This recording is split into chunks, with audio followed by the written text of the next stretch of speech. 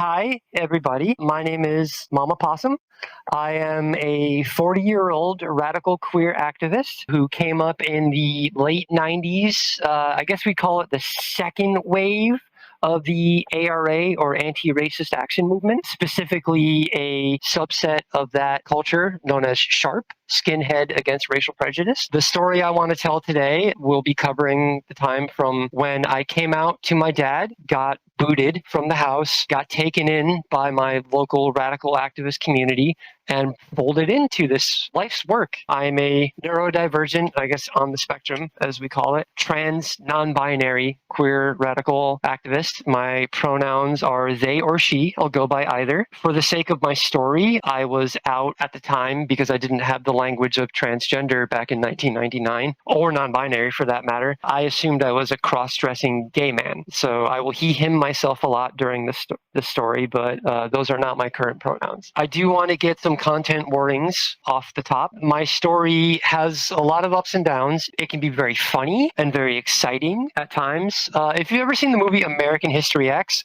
that movie gets a lot of stuff wrong about the culture I came up in and the type of people that we opposed, and still do oppose, rather. But it also gets some things right, primarily how scary and dangerous it is. What it misses entirely is the role of police in this kind of line of work. So there will be mention of violence against pretty much everybody, violence against marginalized communities. There will be, I must state, for the sake of my specific story, mention of assault by police officer, and I guess that's about it. So summer of 1999 is the setting in a, I wouldn't say quiet, but a semi-urban, mostly rural, upstate New York mountain town. Think lots of farmland, mountains up against one side, and like a little city center in the middle, like a little urban rundown city in like the smack in the middle of it all. That's the backdrop for this. My upbringing was unconventional, I'll say, and that's going to be a story for another time should anyone want to hear it. I lived with a friend of the family from the time I was born until I was 11 years old. So that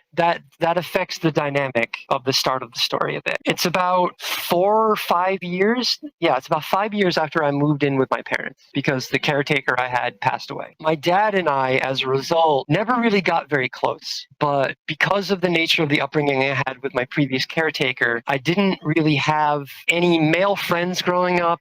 I didn't have any like male adults really outside of visitation with my dad. So not to lend any credence to the idea that you can like convince a person to be queer or trans because of the circumstances of their upbringing, but I'd be remiss not to mention the fact that I didn't really know how to be a boy, and that drove my dad nuts because I was the firstborn child, and like he named me after himself, and he wanted me to bear a son and name the son after myself and carry on this family tradition. And it was pretty clear from the get-go that that was probably not going to happen. My dad was in denial about my sexuality for a long, long time. Kind of still is to this day. He's not a great person. We don't have to like him. Nobody cheer him on. He's not Father of the Year. My mom was great, though. My mom is one of the most important people in my life. She's the kindest, sweetest person I've ever met. I wish I could tear her away from that man, but old Italian families, you know? So summer of 1999, I finally work up the courage to come out to my mom and say, hey, I'm gay. I'm not. At the time, I thought I was. I should also mention, I'm actually aroace. But that's a whole fumbly story of failed like relationships that led me to figuring that out. I come out to my mom in the car. She's picking me up from the mall. And she goes, yeah, you know, not going to lie. We kind of saw it coming. You've always kind of been that way, which I guess is the most PC way an old Italian mom can say that. She's very supportive, just didn't know a whole lot of queer people until me. So we're on the way home and she goes, you know I love you, you know I accept you no matter what. You cannot tell your father. Do not tell dad. You know how he is. For context, my dad is an extremely bigoted person. Part of the reason I didn't live with them as a small child was that in a custody hearing with my caregiver when I was like 5, the judge was black and there was a racial outburst from my dad when he did not get his way. The judge took that very personally and was like, this is not an environment this child needs to grow up in. So base judge, they're not usually, but thank you for that. Or otherwise I might be a completely different person today. One of my brothers didn't get so lucky. It is a QAnon bag. So I have this heart to heart with my mom because it's about like a 30-minute drive home from the mall. And I'm like, look, I want my dad to love and accept me for who I am or not at all. I either want him all in or I don't want him in my life. Because like I'm not all that attached to my dad at the moment. Like in that moment, we didn't really know each other because by the time I moved in with my parents, I was I think 11 or 12, and my mom and dad were both working like crazy hours because we were like right on the poverty line, man. We had like no money, and so like I never got to see dad. He would get home super late at night because he'd often stay out drinking with his friends, and I'm not really passing judgment on that because the he did, I kind of got it. And I was never upset at him that he wasn't around because he was busting his ass to keep a roof over our head. My opinion of him very quickly changed. There was this unsteady kind of understanding that, like, dad's not around not because he doesn't want to be around us. Dad's around because he has to break his back to provide for us. And that's the story for most families in this town that I'm from. So my mom finally, like, relents as we're pulling into the driveway and was like, okay, whatever happens, just know I care about you. Let's take some time. Let's not go right into it. Let's you and me talk about how we're going to approach dad about this, and we can go from there. And I was like, okay. So didn't bring it up that day. Didn't bring it up the next day. Dad had the day off for like an appointment to see a specialist because he was having lower back problems at the time, which would eventually culminate in him not being able to work anymore. But he went to the specialist early in the morning and had the whole rest of the day to just veg out and chill. So it was like, okay, dad's not going to be upset. He's not going to be tired from work. This is the best day for me to talk to him. So I waited for my mom to get home at like 3 in the afternoon. We agreed it was time to have the talk.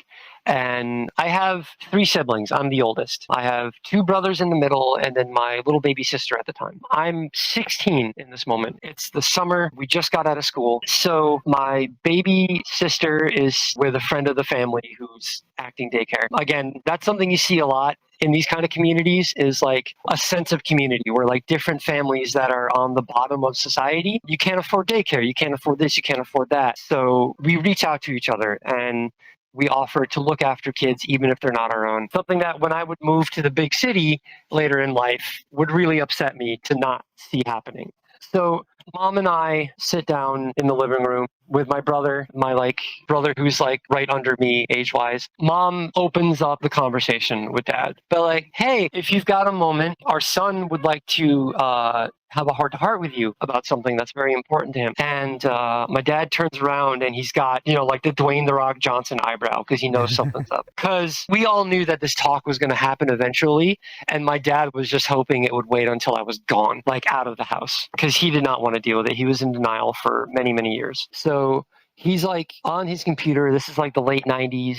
The internet looks very different at the time. He's in some kind of like BBS message board system about computers because like that's his hobby when he's not working. And so he turns around in his computer chair because we had a small place. So like my dad's office was also our like living room. He turns around to face me in the middle, my mom on my left, and my younger brother on the right on the couch. And he's about maybe 7 feet back from us. And he leans forward and he goes, okay. I was like, well, Dad, I'm gay. And he leans back and he runs his hand through his hair in a very like Italian dad way. And he goes, I've been dreading this conversation. And mom right away puts her head in her hands because she saw this coming. She tried to warn me. And he's like, look, kid, you're 16 years old. You haven't seen the world. You don't know about yourself yet. You can't know that. You haven't experienced enough of life to know that about yourself. Which in the moment, in the late 90s, not having access to the wealth of queer knowledge that's out there on places like Tumblr and all these other online communities, that online world didn't exist for me in this time.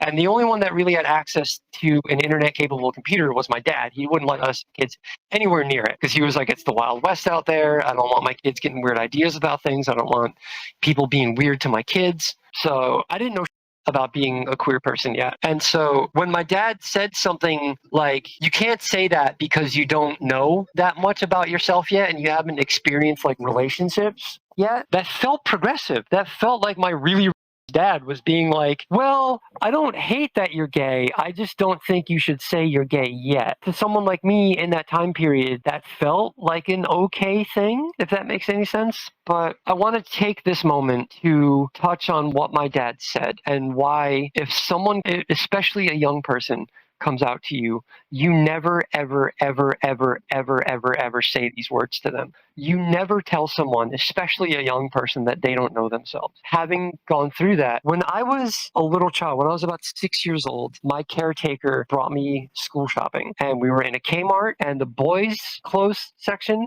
and the girls' clothes section were like split down the middle by an aisle. And I remember at 6 years old staring at the girls' clothes and thinking, it's so unfair that all of my girlfriends can wear like a pair of jeans and no one cares. But if I wore a dress, everyone would get really mad at me. And I carried that all the way through my youth. I knew from 6 years old who I was.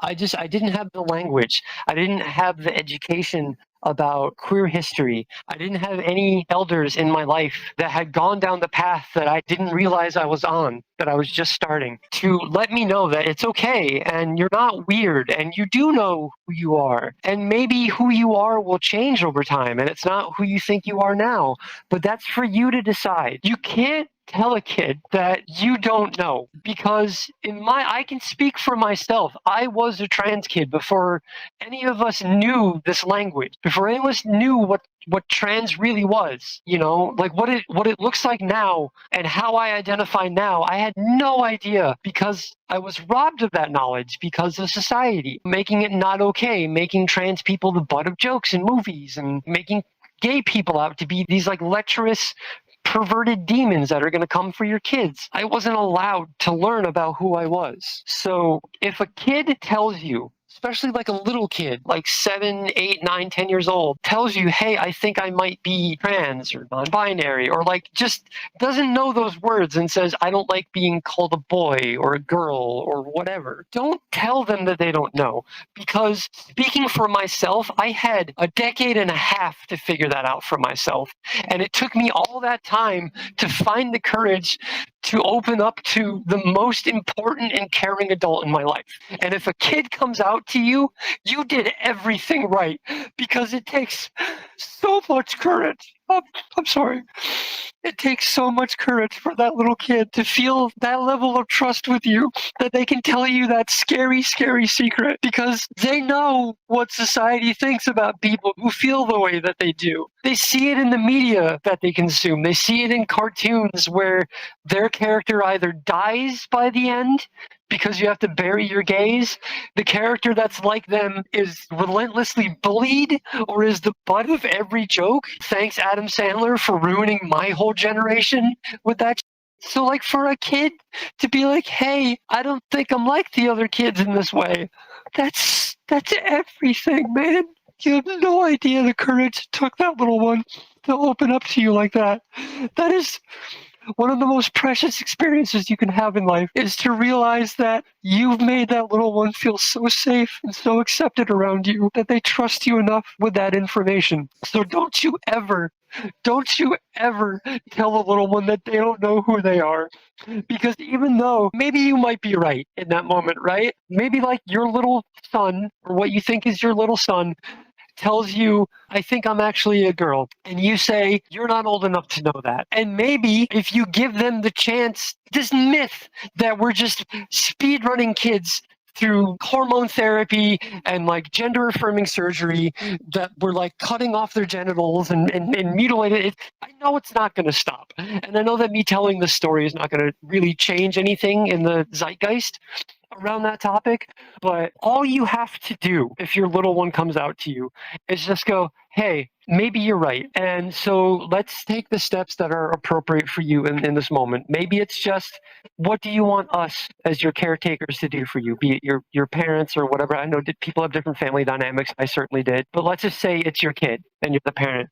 You just look at your kid and you say, hey, whatever it is you need from us, we're here for you. If that means buying you a new wardrobe for school, if that means maybe you're not comfortable going to school because of the atmosphere of, people's opinions of people like that, we can look at homeschooling if you're able to do that. You just make the kid comfortable and give them room to breathe and grow.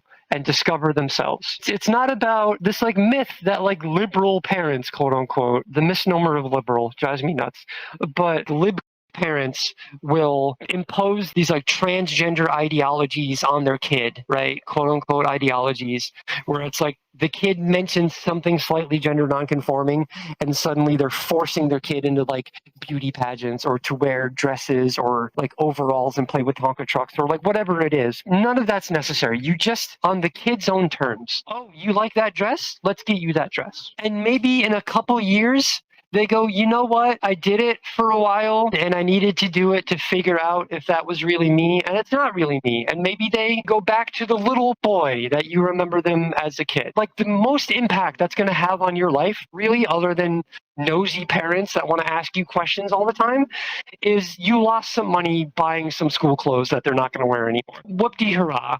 That's all you have to do. So sorry, that was a big aside, but it's really important. Yeah. Never tell these little ones that they don't know who they are, because I'm telling you from experience that we do. And all we need from you is support. That's all we need. Any adults that are listening to this, any adults with little ones, that's all they need. They just need you to be in their corner. That's your job. That's your job, is to protect them, support them, and help them become the person that they're supposed to be. And who they're supposed to be is fully dictated by them. Sorry, we stand bodily autonomy for everybody in this house. Kids have rights. Kids are autonomous beings. Anyway, sorry, big aside.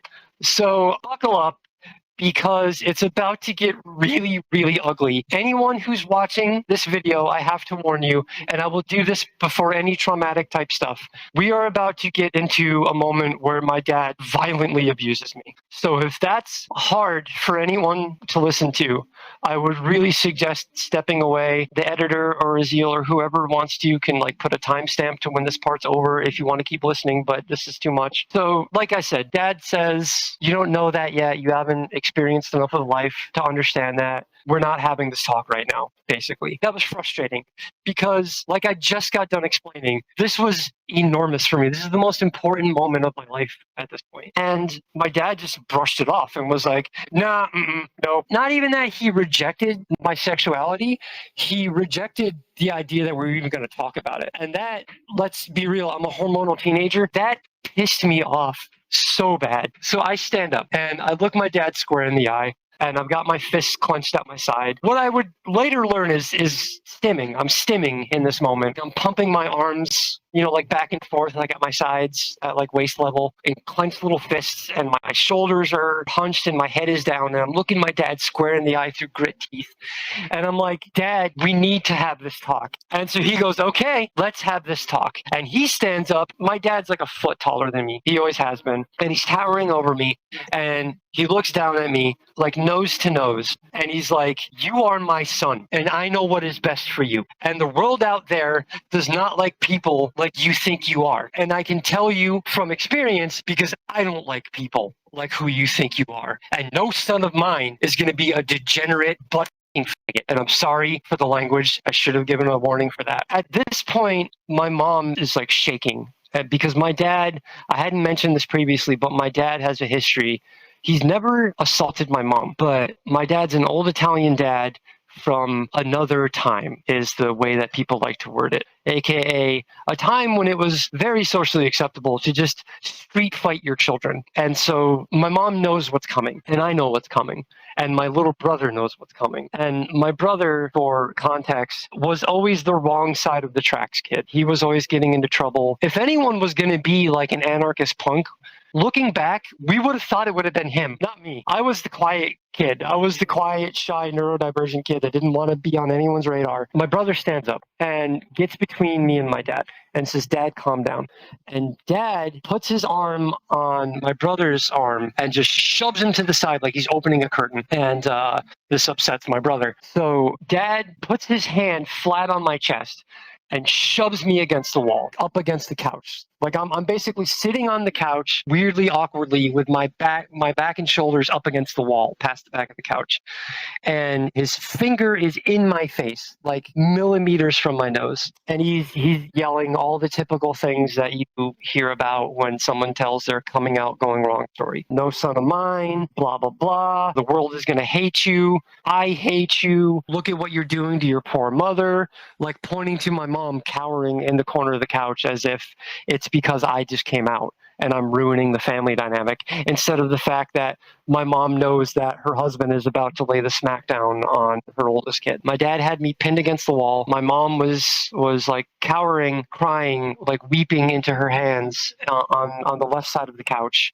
about a foot away from me. And my brother had just gotten shoved onto the right side of the couch by my dad. And my dad had me pinned against the wall, finger in my face, screaming all these things at me about, society's going to hate me. My dad hates me now. I'm going to get AIDS. I must be all that kind of stuff. I completely dissociate in the moment. I feel like I'm underwater. If anyone's ever experienced like a dissociation in an incredibly high stress situation, sometimes like if you have like auditory processing issues like I do, you get that moment where like it sounds like you're underwater. I guess a better way to describe it is like when you're standing outside of a nightclub and you can hear the muffled music inside, like everything sounds like that.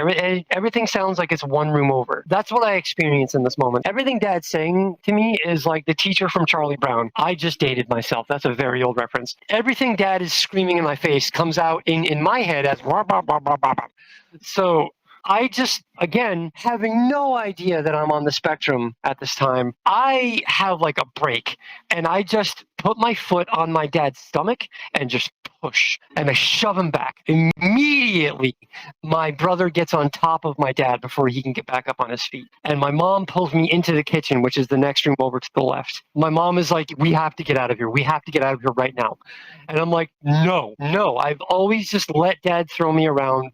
This is important. Some part of me in the moment thinks that like if I win this fight with my dad, I'll win his respect or something like that. I'm a dumb hormonal teenager and I'm in the middle of an autistic meltdown in one of the hardest moments of my life. So like there's a lot of things happening inside my brain with like brain chemistry and hormones. And so I'm not thinking exactly straight in this moment, as I think most people wouldn't, because I'm like, I don't realize it, but I'm living through trauma in this moment. I'm making a core traumatic memory in this moment. Dad gets away from my brother, who is just trying to buy me time for my mom and I to get out the door. I didn't know this at the moment, but my mom had before this conversation started, my mom had the car keys in her pocket ready to go because she had a feeling it was going to get ugly. She would turn out to be right, and she was going to spirit me away in the car. And she was trying to put that plan into action in the moment. I refused to leave. I'm like standing like a foot in front of the front door because it was like right of the fridge in the kitchen. We have this tiny little house. Dad comes charging into the kitchen. He closes the gap of about 15 feet in like a second and shoves me right up against the door. My shoulders and the back of my head slam into the front door. He's got me pinned with both of his arms on my shoulders, and then he like slides me down onto the floor. So I'm now sitting against the door with his hands pushing down on my shoulder. And he's like, if this is the way you want to do this, I know that your caretaker never taught you how to act like a man in moments like this, but you're going to learn right now. And he grabs the shirt that I'm wearing on my shoulders and he slams me to the right up against the fridge. And my head bounces off the fridge and I lay sprawled out on the floor on my chest. And I feel Dad grab the back of my shirt at about my shoulder blades. And then my brother tackled him into the fridge. So this buys me a moment to stand up. And while my brother has him like wrapped up, I can't explain it. He's got like one arm around the back of my dad's head and his one arm is like pinned in like a half Nelson kind of thing. I don't really know wrestling. He's got like one of his legs wrapped around one of my dad's legs so he can't like get back up on his feet. And they're both they're like spooning. They're violently spooning with my brother as the big spoon, I guess. Is the best, if I can interject some levity, is the best way I can explain this. So I'm a ball of rage in this moment. I'm not thinking about the conversation anymore. This is my opportunity to get back at my dad for the last 4 years of like abusing me and shit since I came to live with my family again. So while my brother has him for the most part incapacitated, my dad has one arm free, and he's trying to like reach at me with it. I push his arm to the side. I am not a big person. I should describe myself. I'm not petite. I got my growth spurt pretty early. I've topped out at 5'11", and I'm 5'11" in this moment, and I am very skinny. I always carried myself in like a very like femmy kind of way, because I always in my head I identified more as a girl, which would make a lot of sense with who I am today. But I'm wearing a Hot Topic t-shirt, one of the most expensive articles of clothing that I own. I think it's like a Black Veil Brides t-shirt. And in the days before emo or anything like that, these like stretchy black girl jeans and worn out black Chuck Taylors that I got from a thrift store, that I stole from a thrift store. Don't steal from thrift stores. They're usually pretty rad. They're pillars of your community for underprivileged people. We contain multitudes. We learn. So I'm not a big person, so it takes all of my upper body strength to push my dad's arm aside. And I'm right-handed, but since my right hand is busy with my dad's free arm, I just start wailing on my dad with my left arm. And I don't know how to throw a punch, especially with my offhand. I'm punching the floor, I'm grazing his ear, I'm getting him in the shoulder. I never land a punch on his face, which is why I want to break his nose so bad in this moment. I don't know, adrenaline or whatever, he manages to get out of my brother's grasp while my mom is trying to pull me off of my dad. And he flips the script. He gets up, he folds me over onto the ground. So I'm like, imagine like sitting in a car, but rotated 90 degrees onto your back. That's the position I'm in. He's got one leg under my thighs, so my knees are up against my chest. And he's got the inside of his left elbow around the back of my head. So we're basically like in this close embrace type thing, and he just starts pounding on my left ear. If you've ever been punched in the ear, ow. I wear glasses, so it's also the bow of my glasses is like pinching the back of my ear every time he punches me. So my ear was like huge and inflamed after this encounter for like days. My mom finally screams, "You're gonna him," and my mom and my brother managed to untangle my dad from me. And then my mom with one hand opens the door and says, "Go!" And I just bolt. I run out the door and I don't look back. Now, it's 1999. Most people don't have phones. Some people have like pagers, but like we're a very low income area.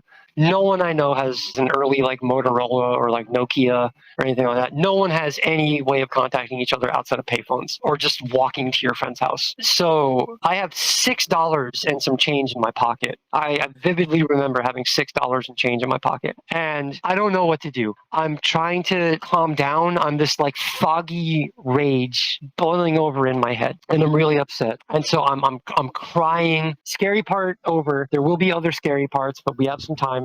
We lived up this long, winding dirt driveway. We didn't have like our own land or whatever. Our landlord owned a couple converted trailers on this property. They were like super low income that had like additions on them to make them into these tiny one level houses. So we were on this like developed clearing in the woods. And so there was like a private driveway, if you want to call it that. It was a long, quarter-mile long, winding dirt, gravel, and mud path that you had to drive. If you had like a lowered car, you could not get to where I lived. A lot of places in my area, because we live in the mountains, were like this. So I'm booking down this it's like a hot, humid evening. I think it's right around 4 p.m. at this time. Summer, it's hot and humid. And I'm booking down this craggy driveway. By the time I get to the bottom, I'm like out of breath. I'm feeling lightheaded because I hadn't eaten dinner yet. We thought it was like a great idea to do this before eating. So I burned every calorie I had in the scuffle and then running down this hill. My family lives a bit removed from like, I wouldn't call it the suburban area, but like what's more developed and there's actual houses. So there's a bit of a hike down like dirt roads to get to like civilization, as it were, where you start seeing your neighbors and stuff like that. We had neighbors up in the little developed area that we lived in. There was like 3 of these little house things. So I'm just walking. There's like literally nothing else to do.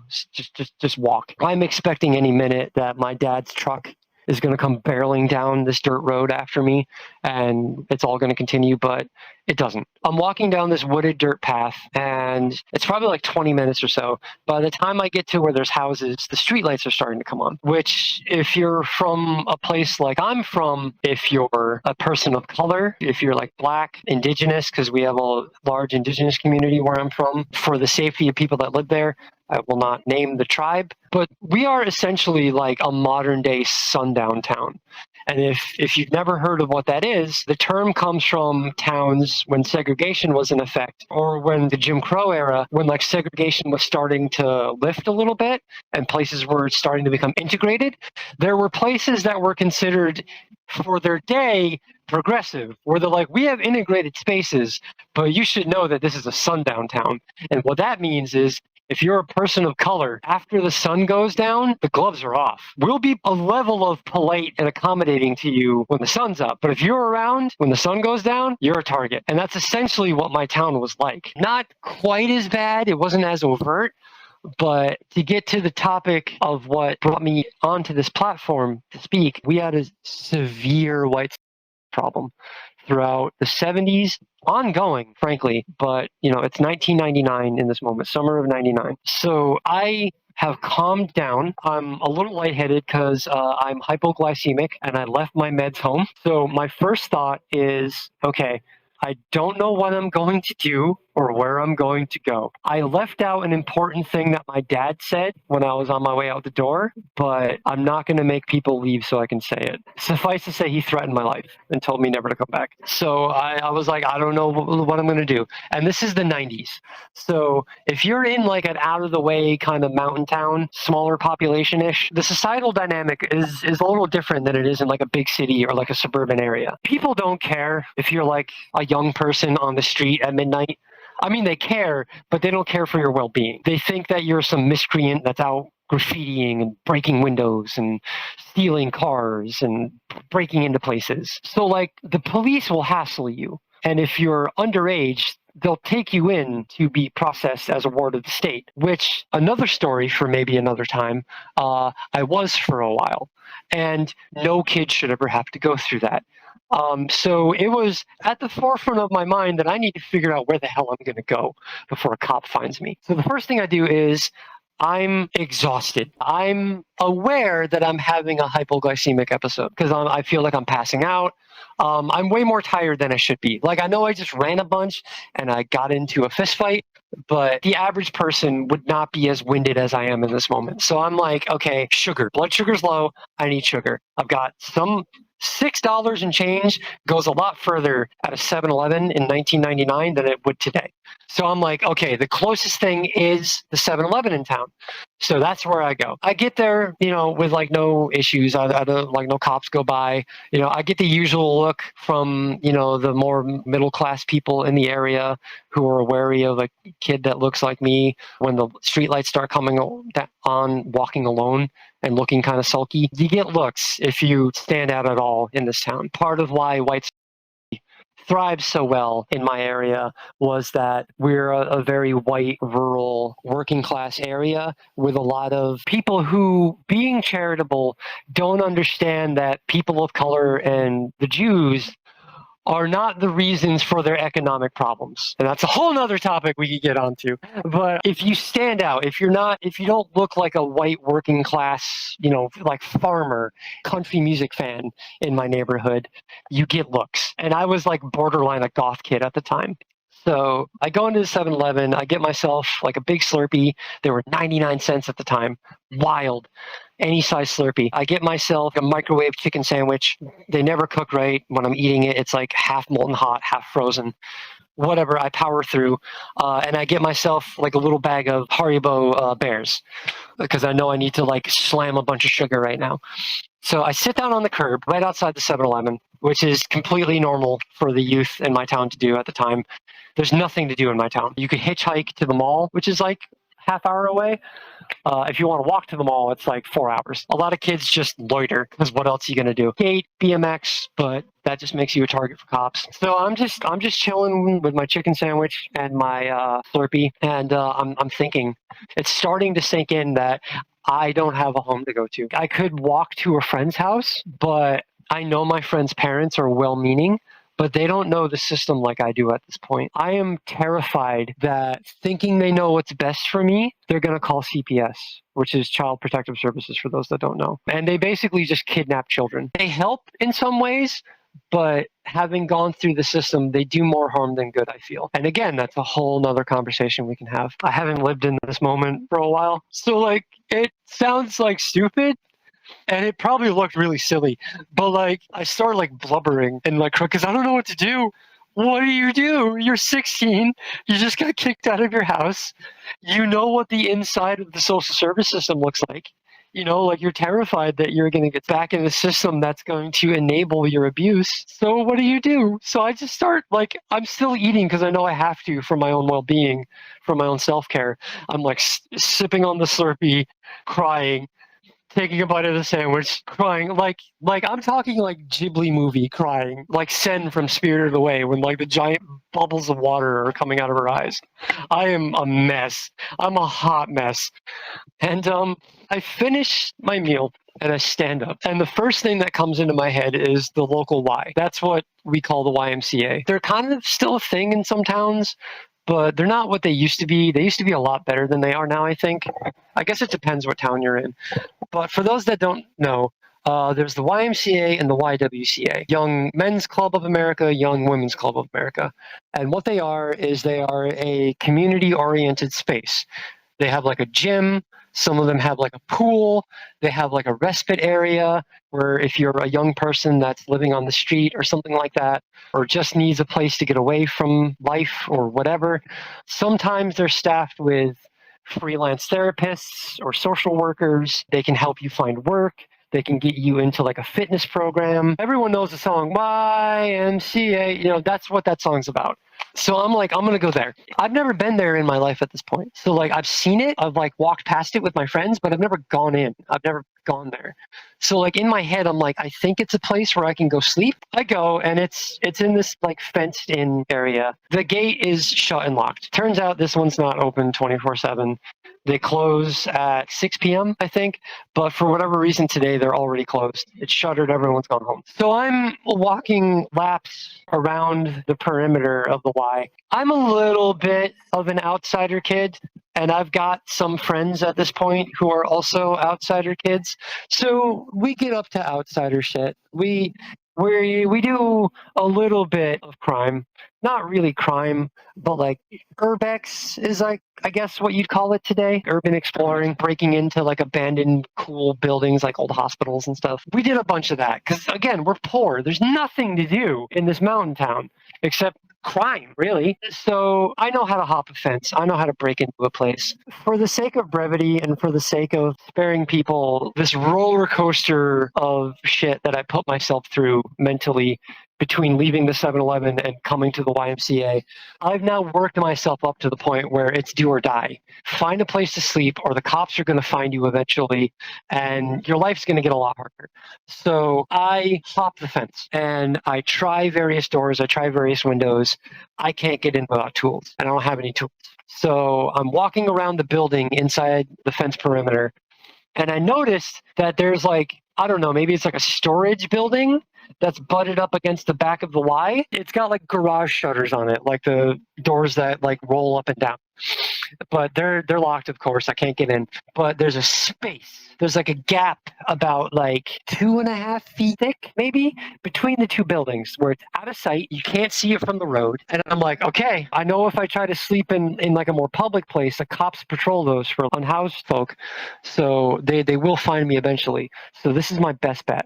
Remember, I'm wearing a t-shirt that's like girl cut, that's like femme cut. So it like hugs my body. So it's basically like not wearing anything for my upper body. I don't have a jacket. I'm wearing tight, like pre-ripped girl jeans and Chucks. That's it. And my hair's up in a ponytail. I have like long hair that's up in a ponytail. So I shove myself in. I have to like lay on my side. I lay on my right side and like I am pressed. between these two buildings. It's like brick on either side of me. And the sun starts to go down, and it very quickly gets pretty dark because we're up in the mountains and there's a lot of like tree cover and stuff. Once the sun goes down to like a certain level, not even to horizon level, it's now behind canopies of trees, like evergreen trees. So it's effectively the black of night, like before the sun's completely set. And I'm in this dark little, I wouldn't even call it an alleyway. No one walks down here. This is not a space where anyone ever has to go for any reason. I've just shoved myself in here because I'm afraid of getting picked up. Something I hadn't considered about sleeping outside on the ground, especially between two big brick buildings, is that you cannot produce enough body heat to compete with the cold ground and the cold brick of the buildings. And even though it's the middle of the summer and it's a humid evening, you are freezing fast. But I'm more afraid of having to relive the trauma of being in the foster care system than I am of freezing to death on the ground. So I commit and I try to huddle my arms up as close to my chest as I can, but I can barely fit my arms between my chest and the wall. My forehead is pressed against this other brick building. And I remember crying myself to sleep and hoping against hope that I freeze to death in my sleep, because I know when I wake up in the morning, I'm going to have to figure my life out. 16, with no support network, I'm going to have to figure my life out. That's a lot for a kid. I wake up the next day with what I think is epiphany that, oh, my town is known for the open secret of work. And a lot of people my age do it. So why don't I do it? And for the sake of the story that I'm currently telling, we're not going to cover that chapter because it's only a few days. But I have to mention that to get to the next part. Because when I wake up the next day, I have my crisis of here I am on my own. What the hell am I going to do? I spend a couple hours panicking. I consider reaching out to a friend to see if their family can take me in and help me. I convince myself that maybe I can reason with their parents not to turn me over to Child Protective Services. Maybe because I'm still a minor, I can convince them to adopt me or something. And since my dad hates me and my mom wants what's best for me, they'd be on board. I'm trying all these different ideas. For some reason, the one that sticks out as the most logical to me in my 16-year-old idiot brain is go to the truck stop in town and sell yourself. What could go wrong? Not knowing that my town is also known in this era for human trafficking, which is a subject that I thankfully did not experience myself and I will not be covering in this talk. So I say all that because where we next pick up is a few days later, I'm at said truck stop. And in between, I had snuck home during hours that I know my dad would be at work to try and catch my mom or one of my siblings so I could grab my clothes, my medicine, some food, and I was able to do that. I have a backpack with some clothes in it. I have the little bit of makeup that I have, which is mainly like smoky eyeshadow, black lipstick, nail polish. Like I said, all those weird little goth kit, and like a couple days worth of like snacks and food. So I'm doing my makeup in the men's room at the truck stop, and I've gotten extremely lucky that I haven't been victimized, though technically, arguably, being an underage worker. By the way, we stand work, it's real work, respect it. Just maybe don't do it when you're a minor. Please don't. You could argue that the very nature of what I was doing was I was a victim of a system that forced me, at least I thought I was forced into this line of work at the age that I was. So by nature of doing it, I was a victim, I guess, but neither here nor there. I'm doing my makeup, having just gotten done with a client, freshening up, washing the shame off. I have my backpack slung over my shoulder and I'm thinking I've got enough money that I'm done for the day. I've got maybe like $20. That's plenty enough to go down to McDonald's, get real dollar menu in the era when the dollar menu was the real dollar menu, when you had a shit ton of food that was just $1. That's it. I think it was like $1.10 after tax. God, I want those days back. So it's going to get like jovial and light and fun. It's going to get a little scary, but not like traumatic in the next moment. But then it's going to even out and it's going to be like, we're going to have a good time, I promise. Because you get to meet some interesting characters. I stepped out of the bathroom and I noticed what to me and my limited knowledge of the different subcultures in the area, certain subcultures in the area, strikes me as someone I should be afraid of. I immediately get the like cat with the arched back feel. Hair stands up back of my neck. Standing right outside of the men's room, leaning up against, it's like this weird like pavilion style where like you go one way around the divider thing and you're in the men's room, you go the other way, you're in the women's room type thing. So there's this opening, if you can picture it, where there's like a thin, like stone decorative wall that you can lean on that like divides the two bathrooms. And I come out and this dude is standing right there looking right at me, intentionally, like clearly looking at me with intent. If I can describe him, he's about 6 foot tall, not quite my age, maybe a little bit older, shaved head, tattoos on his neck, one ear pierced, like one big gold hoop in his left ear. Bomber jacket. If you don't know like what that is, they come in a couple different styles, but his particularly was like a worn out, old vintage, like leather brown jacket. Not with like straps and zippers all over it, just like a standard jacket with like cuffs around the wrists and like fur lining like around the collar. And it's got patches sewn all over it. I don't know what they mean in this moment. All the different like hardcore bands and symbols that I don't recognize and don't know what they mean. He's got a plain white t-shirt that's like tight fitting on him. He is a very fit individual, defined pecs that his shirt are showing off. He's got stovepipe jeans, not like tight, but well fit to his frame, stovepipe jeans that are cuffed up to about mid-calf, bright red suspenders, and glistening, glossy, beautiful, shiny, mid-calf height Doc Martens that are oxblood. If you don't know what that is, they are extremely shiny, especially when you polish them. Pleather boots that are in this like maroon color. And they've got yellow laces in one boot and purple laces in the other. And what I would later learn is that kind of a relic even in this era of the story that I'm telling, these are what's part of something called lace code. And different color laces meant different color things. Yellow means anti-racist. Red means white supremacist. Or, depending on who you talk to, I've killed a cop. In some circles, that's called being blooded. You've been blooded. If you see someone who has red laces, you do not fuck with them for multitudes of reasons, none of it good. Purple laces means solidarity with the queer community. But I don't know any of this, like in the moment. And I look up at this guy and I'm like, can I help you? And he's like, hey, I've noticed you around this area the last couple days. And I just wanted to talk to you. You can tell me to fuck off. But I'm a bit concerned about the fact that it looks like you're just kind of on your own. Am I right to assume that you're young? Like, I'm kind of nervous. I'm like, is this dude like propositioning me for work, you know, quote unquote?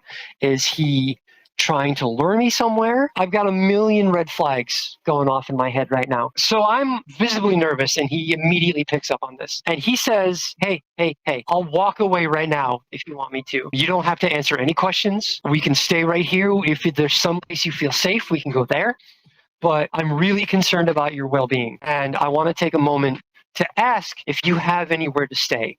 And if you have any people, like if you have a support network, is there anyone taking care of you? And I just said, which in hindsight, saying something like this to a stranger, really dangerous. I can't tell you what to say or do should this scenario ever happen to you, because the dynamic is going to be different based on what that situation looks like to you in the moment. So I can't give you good advice on exactly what to say if you're in this kind of situation. But in the moment, I, desperate for help, said, no, I have nobody. I just got kicked out by my dad a few days ago. I'm doing the work I do here just so I can feed myself. I'm dying for a shower. What are you about, man? Can you help me? And he was like, look, I'm not going to sugarcoat it. I can't offer you a lot, but I can offer you community. And I didn't know it in the moment, but that word, community, was going to become the most important word to me in my entire life. And it would become the word on which I based my life's work. And so me thinking, what do I have to lose, right? I've just been excommunicated from my family. Yeah, there's quote unquote, like a proper procedure to go through if you're like a youth that gets kicked out. It was a different time. The system looked different back then, but it's no better than it is now. I knew better than most people, unfortunately, that the system was not going to be able to help me, and the system would actually make my life worse. So I'm like, worst case scenario, I end up in a shallow grave in the woods. Like, I don't have anything to lose at this point. Why not? And I don't want to do work anymore. I didn't want to do it in the first place. So I'm like, yeah, man, I'll hear you out. What have I got to lose? And he's like, okay, I need you to come with me, and this is going to be scary, and I'm going to ask you for a lot of trust. So if you want some time, I'll take you to get some food. We can go wherever you feel comfortable. I'll take you somewhere very public, so we're surrounded by people, so you don't feel like I'm trying to take you away anywhere. I'm going to change his name for the story. I'm Evan. You can tell me your name whenever you're comfortable with it. We didn't have pronoun discourse back then. It wasn't like, hey, I'm he, like, how do you want? It was just, we just assumed, because again, we didn't know. It was a different time. So he was he, himing me, and I, he, him myself, because I didn't know yet. And I told him, I didn't think of a fake name for myself. I said, hey, I'm Rob. Let's just say that my name was Rob. So he's like, okay, do you want to go get something to eat? I'm buying anything you want.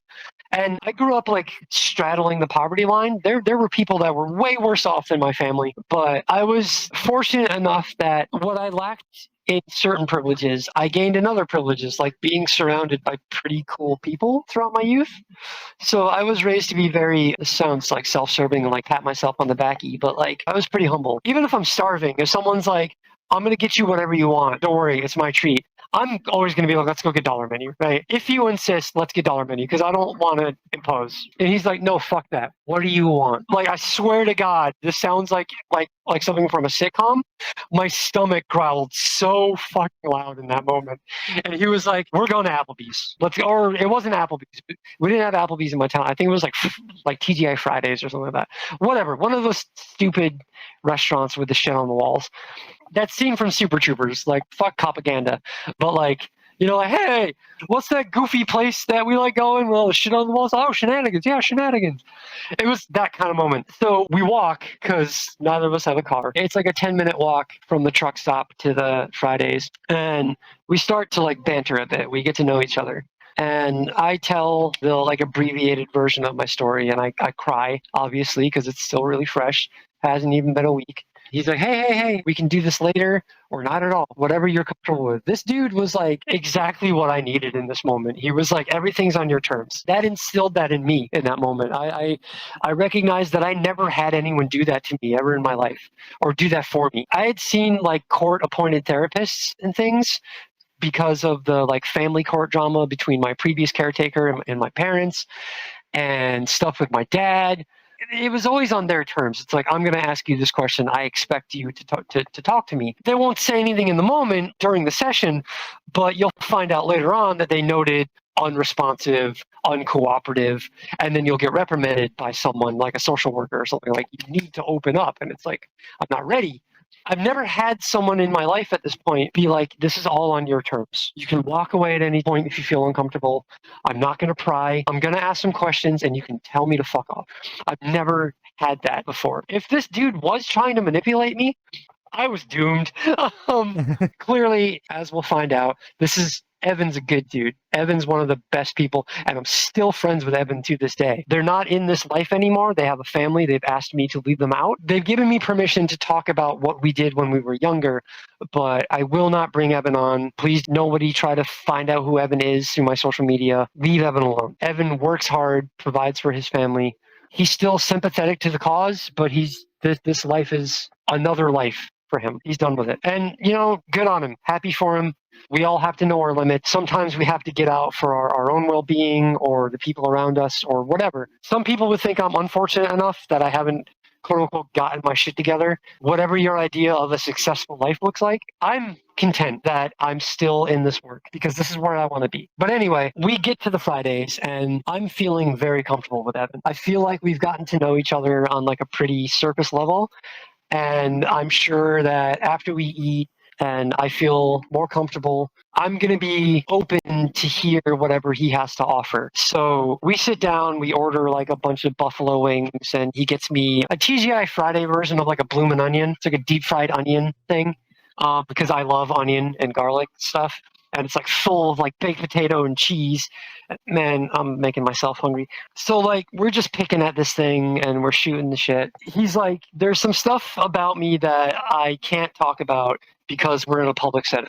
But I promise you it's not bad and it's not really scary, but it might not be for you. But don't worry, because there's no pressure. And I promise we're not in a cult. I promise this isn't I a was cult. gonna say that would be. That was one of the thoughts I had. I was like trying to figure out in the moment, please don't let this be a cult. How do I ask if it's a cult? What do I say? And he's like, I know what you might be thinking. I swear we're not a cult. And I know that's a cult thing to say, but you'll see. You can walk away whenever you want. I swear to God. We finish eating and we've gotten to know each other a lot better, or whoever we want to present to each other.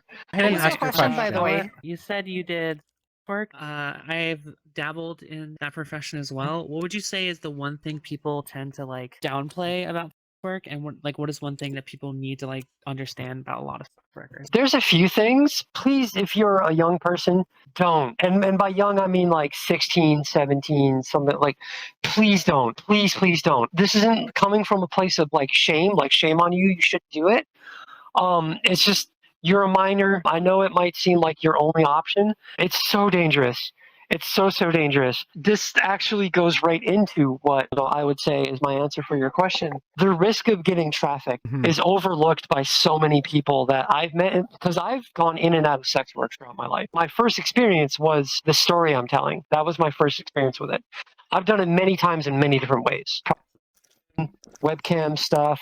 I worked in a dungeon for a while. That was dope. I wasn't like a dommy mommy or anything like that. I'm very sub-coded. I was staff. I wasn't like someone who interacted in that way with patrons. But anyway, please, if there's anyone you know who has done work, who has some experience, talk to them first at length, because they will probably tell you about the dangers of how realistic it is to get either murdered or trapped. Especially if you're LGBT. It's like a 20% higher chance of being like trafficked if you're LGBT. I forget like the exact percentage, but it's like a significantly higher. Oh, absolutely. And Azil, in fact, shout out to the Azil channel, don't know if y'all have ever heard of it, has a video on his channel where he talks to someone who went through this. I believe it was a trans man, right? Yeah. I saw some comments way down to the bottom where all the hate-filled bullcrap goes. But like, I saw some stuff being like, this is fake. There's no way this story is real. People who are privileged enough to never have to even consider dabbling in this part of reality, this part of the human experience, I understand to an extent how they can feel that way. It's problematic, and please don't do this. But I understand that, like, even if you're just someone who has to work a dead-end job for most of your life, as long as you have an option where like sex work doesn't seem like an option, you will never have to interact with that side of reality, because it's there. It's there. It's very well hidden because of the nature of that business, and it is a business, and it's not as like clandestine and underground as you think it is. What's frustrating about the work that I do is that there's been times that I've wanted to do things like that, like pull up my records and stuff like that, to be like, look, here it is. Here's an article about this thing that happened. But because of the work I do, that is all ammunition people can use against you. You have to just eat it. When people are like, BS, this story's fake, whatever, you have to learn to let it roll off your back. This story I'm telling is very close to my chest. Only like less than a literal handful, like less than 5 people have heard the whole story. This is the first platform where I've opened up about it. To answer the question of what's something I would impart on people who are looking to get into sex work, because again, sex work is real. It's real work. It deserves protections and respect. Unionize workers, protect workers. The death of Backpage was flat out anti-work discrimination. But the answer to that question is be aware of what human trafficking is and do everything you can to see if it's a risk in your area. It's always a risk no matter where you are, but see if it's like an open secret or something, or like ask other workers what the vibe is. Get to know people and really know your shit before you make that decision. Because unfortunately, because those protections and those provisions are not there, you have to do that work yourself. You have to take that responsibility on to make sure that the atmosphere that you're going to enter into this kind of work is safe for you. That may look different for everybody because it may be online work, it may be in-person work. I can't really wrap that up in one little neat bow, but just talk to other workers, because the risk of trafficking, the risk of getting severely manipulated in life-changing, devastating ways is so high because of the lack of protections and like respect around that type of work. You have to be diligent. Your life is literally on the line. All love and power to Sunflower. Please give them my regards and tell them I love them. Thank you for giving them a platform to share their story. That's one of the stories that stood out the most to me and made me want to reach out to you. Back to funny restaurant place. So Evan pays the bill. He lights a smoke outside on the curb and we sit down and he's like, okay, so we're about to enter what's kind of a point of no return. By that, I mean, not that you don't have, you always have the option to walk away. What I mean by point of no return is for me, because of the work that I do and the way that me and my people help people, I have to protect my people, and your next answer is going to determine whether I walk away from you forever or we see this through. To make it kind of current, even though it's not current, The Matrix had just come out at this point, and this is kind of like the red pill, blue pill moment, right? It's not like always like that, but that's kind of how it is when you get pulled into this work or like approached about doing this work, because people have to be careful about protecting their identities, protecting where they meet, where they gather, which is why there's some questions that are just, I'm not going to answer, and I'll be very polite about it. I'll be like, sorry, I can't answer that. He goes, I need you to trust me, and there are going to be levels of trust that we're going to go through rapidly as we go to where we're going to go. You always have the opportunity to leave, but this is the next point where I'm going to remind you that you have the opportunity to walk away. I'm going to ask you to come with me. We're going to go on a pretty long walk, but you have to come alone. You cannot bring anybody with you unless you think they're interested in getting involved in potentially dangerous community service. I remember that's how Evan put it. He said, potentially dangerous community service. And I was like, well, what do you mean? He's like, I need your answer before I answer that. I can't tell you anything else. And I can't tell you here because it's too public. And so, again, I went through the thought process of what the hell else do I have to lose? A couple nights ago, I was freezing on the ground and thinking, I hope I die in my sleep. So what have I got to lose? Worst case, I have a terrifying moment where I get murdered and then it's all over. Fuck it, we ball.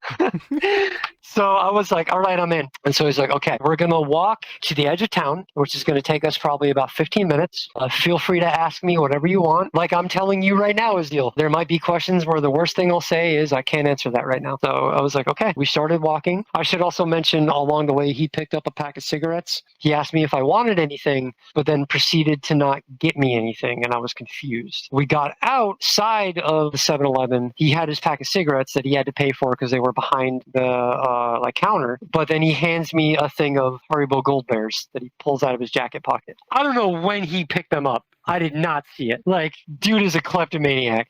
Oh, and he goes, here you go, here's your gold bears. So I'm like munching on gold bears and we're walking, and I realize that on the like southeast edge of town there's a rock quarry. It's not really a quarry, it's like a dumping ground for the quarry, because like no one really goes there unless they send like a dump truck and a backhoe to load the dump truck up to go do a project somewhere else in town. So most of the time it's a hangout spot for, you know, like the local kids. It's where kids go to smoke and drink beer they stole and shoot the shit, just hang out, poor kid shit. On the other side of this giant gravel mound is a tree line, and the tree line about a mile in opens up into a neighboring town. But you're not in the town part of the neighboring town, you're in like the rural farmland part. And so he's like, once again, I'm reminding you, you're free to walk away.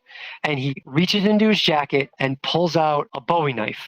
And I'm like, whoa, whoa, whoa, whoa, whoa, whoa. And he throws it on the ground at my feet. And he steps back about 20 feet from me and puts his hands up. And I'm talking like Rambo knife, for those who know what Rambo is. Again, I'm old, sorry. Like huge, like U.S. Marine Corps gun a bear in the wilderness type knife. And I'm like, what is about to happen? And he's like, that's yours. That belongs to you now. And that's for your own safety. If you don't feel comfortable on this next part, pick up that knife. You lock eyes with me. You don't look away from me. So you can see that I'm not going to do anything. Looking back, this ain't the best approach, because like then I'm distracted looking at him. Someone from the side could come in. Notes for Evan when like recruiting, maybe don't do this quite this way. But he's telling me, pick up this knife. So I pick up the knife. He's like, pull it out of the scabbard and hold it in whatever way makes you feel safe. And I'm going to start backing away to this tree line. And you can follow me if you want. He like empties out his pockets. He's like, here's my cigarettes, here's my lighter, here's my pocket knife, here's my pepper spray, which by the way, that's yours, take it. This is everything I have on me. He empties all his pockets, shakes out his jacket. You are the only person with a weapon right now. And if that makes you feel safe, please feel free to follow me into the woods. There's no comfortable way to put this. We're walking a mile into these woods, and it's just you and me. And I was like, I really considered it for a moment. I was like, well, now I have a weapon to defend myself. I have pepper spray, which I didn't have. This guy gave me a full stomach. He bought me some snacks and he gave me some pocket money. He gave me like $20 in pocket cash. I could make it another couple days fine without having to do any work. Pretty good opportunity to walk away if I want to. But again, what do I do after that? And I really don't want to do work anymore. So yeah, I throw the pepper spray in my pocket. I sling my backpack back over my shoulder. I hand him his cigarettes and his lighter. I swallow a bunch of fear and I follow this dude into the woods. And I'm walking about 10 or so paces behind Evan. I'm holding the knife like underhand style where like the blade is pointed down. Because I don't know how to hold a knife, man. I just saw movies and I'm like, if I'm gonna stab, that's what I want. And I'm watching Evan looking around like paranoid every couple steps. We're talking, but I'm trying to be mindful of my surroundings. Nothing happens. We're just shooting the shit, walking through the woods, and we come out on the edge of a clearing. And by clearing, I mean space that's been clear cut of trees because it's like plantation type area. I don't know if that's really the right term, but it's obviously farmhouse property. I can't see a road. I see like square tree line. I'm in like the corner. There's a perfectly cut tree line going off to my left and a perfectly cut tree line going off to my right. And directly ahead of me is an open, overgrown field that's about like chest high, like uncut, half dead grass. When we get where we're going, we're going to have to pat each other down for ticks. Just a heads up. I was like, okay, cool. So we keep walking for about 2 minutes.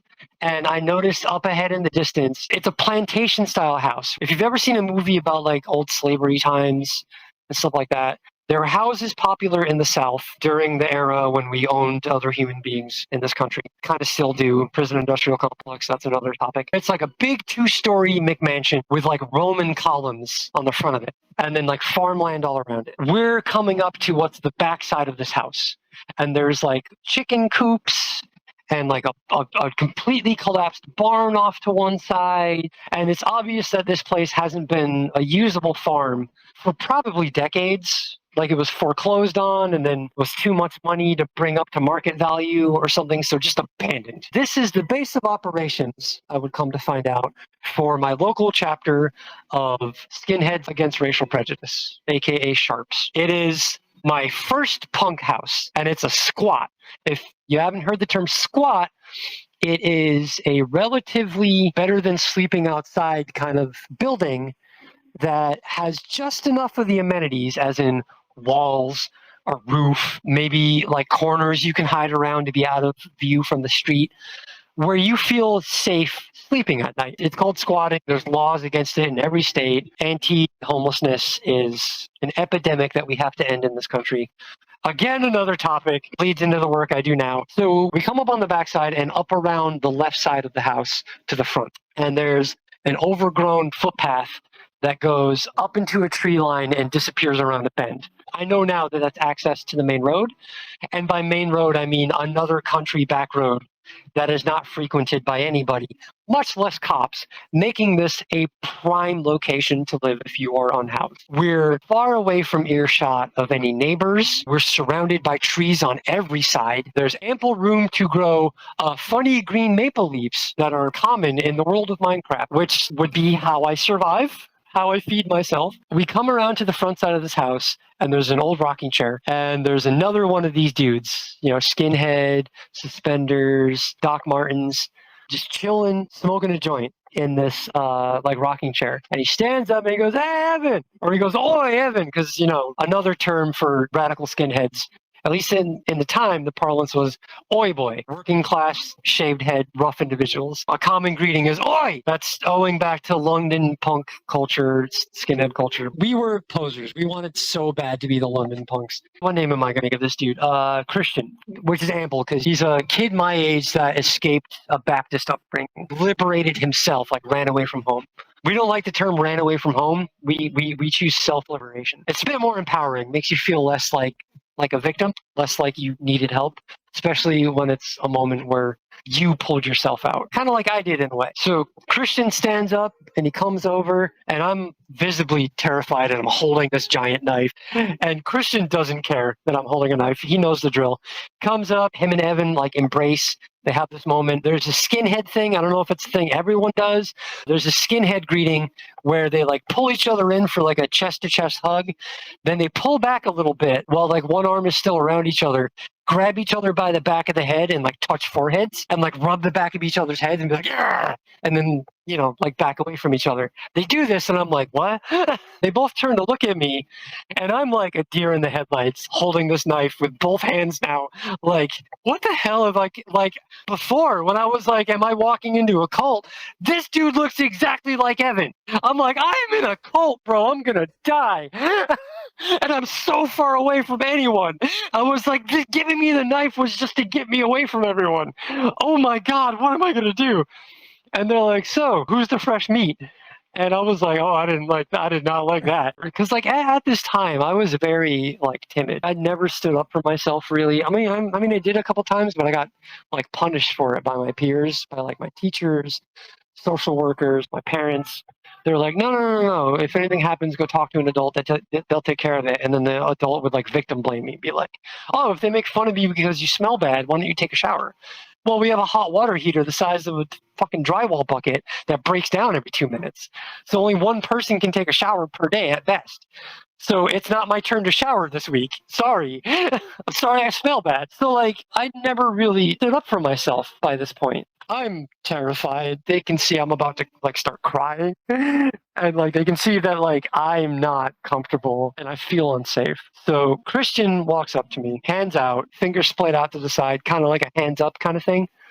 And he's like, hey, hey, hey, we're a family here. We're a community. No one expects anything of you. It looks like you have questions. Kind of looks like you want to run. If you want, one of us will walk you back. It's totally cool. It's totally cool. I know this sounds like a cult. We're not a cult. I'm hanging on for dear life, on the verge of a panic attack. And so Christian comes up to me. Evan's kind of hanging back because like Evan understands like overcrowding people. He doesn't want to feel like two of these scary looking dudes are like right up on me. He's like, hey, here, sit down. And I sit down on this little patch of grass. And he kneels down next to me and he goes, do you feel safer holding the knife? And I was like, yeah, kind of. He's like, okay, you hold on to that knife. Can I touch you? Is it okay if I touch you? I was like, yeah, what are you going to do? It's like, I just want to put my arm around you. I just want to hug you. Is that cool? And I was like, yeah, okay. We like embrace and I'm like on my knees. I've got like the knife around his back as we're hugging. And he's like, if you don't feel safe, like stab me right now. And I'm like, bro, what? And then he's like, I'm serious. This is about trust right now. He's like, if you don't feel safe, fucking kill me where I stand right now because we just want to help you. And I'm like, okay, I'm not going to stab you. And I just drop the knife. I just let the knife go. I'm like, fuck it. These people are trying to help me feel comfortable. I'm starting to feel comfortable. Whatever they're doing is working. I'm pretty skinny. I used to be on the track team. So as long as they don't grab me, I think I can run if shit goes bad or scary. I don't know the way back, but I think I can, like, I'll figure it out. Whatever. This is all going through my mind. And so Christian pulls back from me. He like hands the knife to me and I'm like, I don't need it. He's like, okay. And he sets it down next to me where I can easily grab it. And he goes, do you want to go inside? One of us has to pick up this knife because I'm not leaving it out here on the ground. And so I was like, okay. I picked up the knife and I'm not holding it like I'm ready to use it anymore. And he's like, do you want to go inside? Do you want some water? It's fucking hot as balls. And you guys just walked like 4 miles to the woods. And I'm like, yeah, please, I need water. We go inside. He goes, just so you know, there's like a handful of people that look like me and then a bunch of just other weird people, but I promise they're fun. I promise they're going to love you and you're going to love them. So Evan and Christian walk me inside. We go up on the steps and there's just no front door. Long ago, it's been ripped off the hinges and there's just no front door. It's a wide open door. We walk in and immediately to the right is like a makeshift kitchen. There's a like half spiral staircase kind of thing. That's not correct.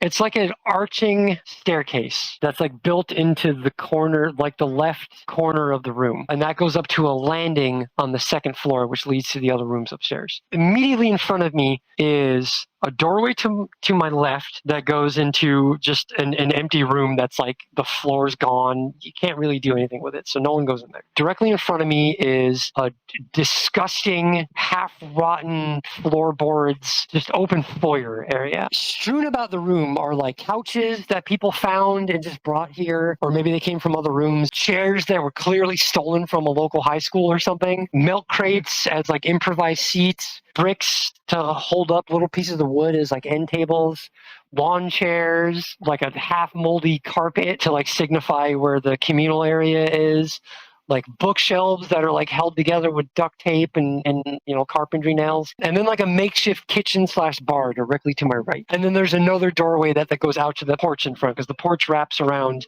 in an L, the front and the right side of the house. And so they bring me over to the little makeshift kitchen/bar area, which is just a bunch of boards and bricks and rocks arranged into like a table and like a bar top with some like wooden chairs around it. They reach behind the bar, I'm saying with air quotes, and there's like a Coleman cooler there. And it's got like ice in it and like bottles of water and beers that they stole from the corner store and shit.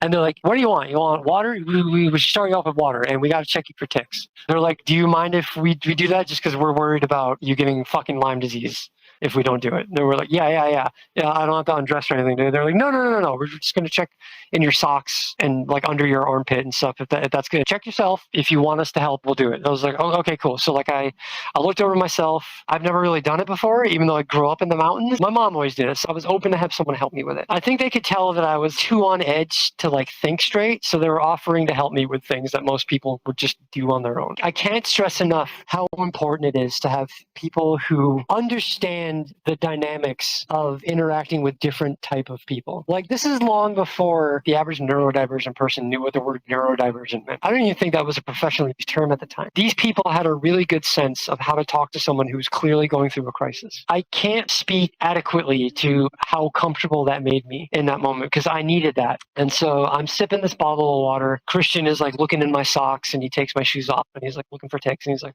you're good. You're all good. Okay. First things first, introductions. I'm Christian. I'm kind of like the mom here. I don't really leave this place. This is just kind of my area. I tidy up. I tend to be the cook. If you don't know how to do your laundry without a washing machine, I'll help you out. I prefer you do your own laundry. I don't like handling people's nasty socks.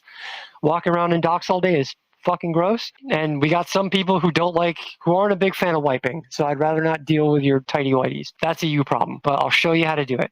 We got a river nearby. We got a washboard, because this place is old timey and no one took any of the old timey stuff. It's great. You're going to love it. Side note, I did not come to love it. He's like, you already met Evan. I'm sure you guys have gotten to know each other pretty well at this point. There's a couple faces who aren't here right now, but they'll be coming back from patrol soon. By the way, patrol, that's a thing that we're going to talk about. Haley is upstairs sleeping. They're the only one here with like a real job. Not that we didn't consider what we did work, but they had like an on the books job, and they contribute a lot to feeding us and keeping things running here. So please be respectful and quiet right now. The others will be coming back within an hour or so from their patrol, and you'll get to meet them. And they're going to love you, I'm sure, and you'll love them in time. Some of them are kind of rough, but we're all good folk here. I was like, okay, what do you want from me? And they're like, oh, see, that's the kicker. We don't want a fucking thing. You don't owe us anything. That's not how this works. Are you familiar, young Rob? Because again, I'm going by the name Rob, sake of the story. Are you familiar with the term anarchy? Do you know what an anarchist is? I was like, isn't that when like no government? And they were like, oh, that's cute. You sweet summer child. Yeah, that's kind of what that moment was. Oh, by the way, we all talked ages at this point. I forgot to mention that. I'm 16, Christian is 18, and Evan is 22. He's a local college kid at the time. They explained to me that the particular brand of anarchist that they are like a cooperative group. Each person is responsible for their own personhood and their own self. Again, we didn't really have the like vocabulary that we have today for like identity, for like sexuality, gender identity, different types of personhood, people who have like DID and like OSD, where you have multiple different people inside of one body. We didn't know any of that stuff back then. But like there was this sense of, you're going to meet some characters. I promise that it's all very cool and good, but if you're not used to being around people like this, it might seem overwhelming, weird, and maybe off-putting. But if you give us a chance, you'll come to love it here, as we all have. We've all been where you are right now. And we've all had days where we feel like we're going to walk away. And as autonomous people, valid. That's not the language that Christian used back then, but like, it is what it is. We look out for each other, but we're responsible for ourselves. There's some stuff that does not fly here, and you'll come to learn that very quickly when our friends get back. You strike me as someone who will agree with these terms. And I was like, well, not knowing what they are, I guess we'll just have to see. And they were like, yeah, Okay, we will. They made me a bologna and cheese sandwich, and we just kind of talked about stuff. What are you into, Rob? Oh, I'm into this. Oh, have you heard of this cool new thing called anime? Oh, wow, yeah, anime's rad. I watch Sailor Moon. Oh, there's way more than Sailor Moon. Oh, wow, holy crap. And then two more skinheads come through the front door. Oh, I didn't really describe Christian. Christian is about my height, shaved head, looks a lot like Evan as far as like the clothes and stuff like that. Not as well built. He's like skinny like me, but very clearly of this life. No visible tattoos that I could see or anything, but he's another white guy. So far, we're all white guys. A very, very, very large black man comes through the door. Shaved head, same getup, but he's not wearing a bomber jacket. I would come to find later that he doesn't like wearing a jacket because he's a big dude and it's hot here. He's like, no, I look like the rest of you enough.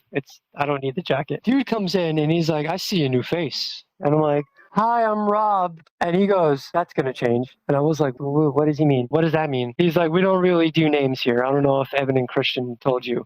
And I'm saying Evan and Christian because Evan and Christian in real life outside of Minecraft, where this all happened, they still use their old folk names as their screen names online. So I can't say their folk names. And that drives me nuts. And I'll explain what a folk name is in just a moment because we're getting to that. This large man of color sits down next to me on the floor. I'm like sitting on the floor. I've got weird knees because of a thing I went through as a kid. So I can't sit like cross-legged, but I sit flat on my butt with my knees directly together, like my thighs and my knees together, and my calves up against my thighs. People are like, aren't your knees broken doing that? I'm like, they got broken and that's why I can do it. But he's like, wow, you sit weird. You sit weird, bro. And like just sat down next to me. And I'm like, and this dude is big. He's got to be pushing like 6'5", 6'6". How do I describe him? I'm not a big fan of this dude, but like, do you know the rapper Killer Mike? He's a part of the rap group Run the Jewels. This dude looks like Killer Mike. Like anyone has access to a computer or whatever real quick, just Google Killer Mike. Looks just like this dude. Facial hair, but it's kept short, bald head, big dude that you wouldn't want to mess with, wearing like the suspenders and the whole thing, the docs and everything. I'm going to call him Trey. So Trey sits down next to me and he's like, so how you liking it so far? I was like, oh, I've been here like an hour. I'm nervous, but everyone seems cool. And he's like, that's cool. That's cool. Sorry, I'm a really upfront kind of person. What are you wearing, bro? And I'm like, just a band t-shirt. And he's like, that's cool. We don't really do that here. Do you have other clothes? Can I look at your clothes? And I'm like looking at the other guys. And I'm like, what the hell is going on? And like Evan's like, he wants to give you a uniform. And I'm like, oh, dude, I don't even know what this is about. Do I have to wear a uniform? Trey looks at the other two and he's like, you didn't even give him the spiel yet? And they're like, we wanted to wait until you guys got back. We wanted them to get to know everybody and then make an informed decision. And he's like, all right, yeah, whatever. So I guess, you guys give him the spiel. And then the other person who came through the door with Trey immediately went to the bar and comes back with 2 beers and hands a beer to Trey. And Trey opens the beer with his like bare palm. The other guy like pulls a bottle opener out of his pocket. I thought, oh yeah, it's like a twist cap. But then I watched the other dude pull out a bottle opener. And I realized Trey just opened a bottle that is not a twist cap with his bare hand. And I'm like, I don't know if he did it to like send a message or something, but like it did not help. That And is just Evan picked up on this, and they just start like drinking these beers. And Evan is like, "Hey, we get it. You're very badass. You're scaring the kid." And he's like, "What?" Trey introduces himself. He's like, "Hey, I'm Trey. Sorry, I didn't mean to scare you. I can't really turn it off. It's the job." You've interviewed like security guards and stuff. There's some people who like, because of the stuff they see and the stuff they go through. I'm not about to have a solidarity moment with correctional officers or anything like that, but like, I get it to an extent. You have to project yourself a certain way, and for some personality types, it's hard to ever turn that off. And Trey is very much that personality type. He's like a big teddy bear. He's terrifying if you don't know him. But if you know him, he's a really good, kind-hearted guy. I would come to know this about him. The other dude, I'm going to call Benny. I never really got to know him, but he was fine, I guess. He used some language that made me uncomfortable back then. That's because he didn't like escape a Baptist background, but he's from a Baptist family and he was unlearning a lot of stuff, which led to a lot of comedic moments in my time there, because part of the unlearning process when you're brought in by a group like this is when you like mess up, you catch a beating. And like mess up, I mean like really mess up. I don't mean like you accidentally said the wrong thing. When you like hurt somebody inadvertently, when you like break the code, you're not like excommunicated because that's not what we do here. You learn a hard lesson and everyone lets you know how it affected them and it stays with you. You really feel that you messed up and you're hyper vigilant to never do it again. A practice that I think is kind of problematic in a lot of its own ways, but that's what I got into and that's what brought me into this world. And for better or for worse, I like the person that I became because of it. I never really got too close to Benny. So Benny's not really going to factor into a lot of the rest of the story. We spent like a couple hours just getting to all know each other. I explained who I was and how I ended up here and thanked everyone for being very like welcoming and accommodating. And even though it is scary and because everyone looks the same to an extent, it feels like a freaking cult. But I started to understand the vibe and get that there's work that has to be done. And when you do that work, you want to be readily recognizable to one another. And so a uniform is important. And it helps if a uniform has a history. And so we adopted the skinhead culture from the UK into our look. And that's why everyone looks the way they do. And again, as I've said many times, that's a whole nother topic we could discuss if you'd like to. So in order to best explain how I got involved with the work, I'm going to do it the same way they did it, only I'm going to verbally explain it, whereas they just put a bunch of zines in front of me. And you may be thinking, what the heck is a zine? A zine is a custom printed piece of media. And by custom printed, I don't mean like you went to Kinko's or like hired a graphic designer and whipped up this whole little pamphlet thing. You essentially make a pamphlet yourself, like a brochure. A lot of times back then, it was done with like magazine cutouts. So like different pictures put together in like a collage way. Like you found a picture of a guy in a golf magazine who's like teeing off and he's got like his golf club on the backswing. So then you take a baseball player from a magazine, you cut out the baseball bat and you literally paste it with glue on top of the picture of the golf club. So it looks like the guy is swinging the baseball bat. And then you like Sharpie in or like hand draw little details like nails in the bat. And then you find like a picture of a guy in a balaclava and you paste that face onto the golfer. So now it looks like they're swinging a bat wearing a balaclava, and then you draw little anarchy A's on them and things like that. That's like the image that grabs your attention because it's so unconventional. You're like, oh wow, someone made a collage of these different things to like get across a message of like violence. And you're like, wow, what the heck is this about? And that grabs your attention. And then there's text, usually in like ransom font, we called it. Have you ever seen a movie, like old timey movies, when someone gets kidnapped or something, there will be like a ransom note. And it's instead of being like written out by hand, it's like cut out of like magazine words and all pasted together. We would do that. And it would be things about like how to organize like militant leftist groups in your area. Do you have in your area? How to deal with them?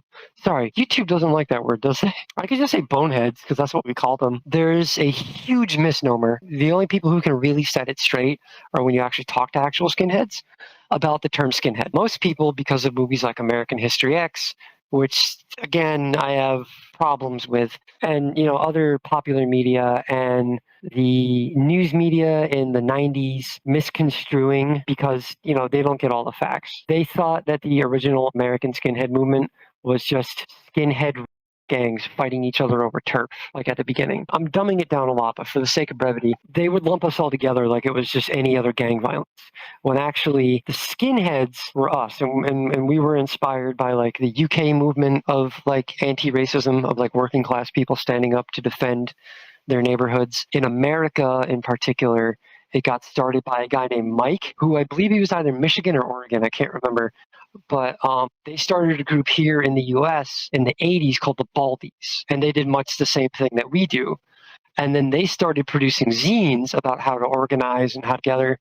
They went on speaking tours across the country and proliferated their like literature. So we are skinheads, or at the time we were. Once a sharp, always a sharp, kind of, the whole like Marine thing. The sharp movement has been folded into other kinds of radical action. And the old sharp ways from the 80s and the 90s don't work today. They're not safe. None of this work is safe, but what I mean by safe is if you do things the way we did it back in this time period that I'm talking about, you would very quickly be branded, like you'd be called a domestic you'd be arrested. You'd have every three-letter agency trying to find you. The landscape for radical action is so much different now post 9/11.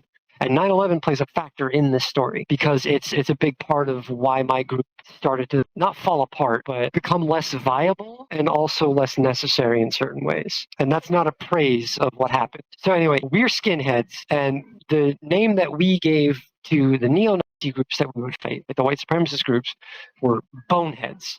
There's a lot of different explanations for why boneheads. The ones that I've learned, and I don't know how true, like which one is the true one, maybe all of them. These stories are all like apocryphal. It comes from the fact that a lot of them wear like patches or pins of the like SS, like the skull and crossbones.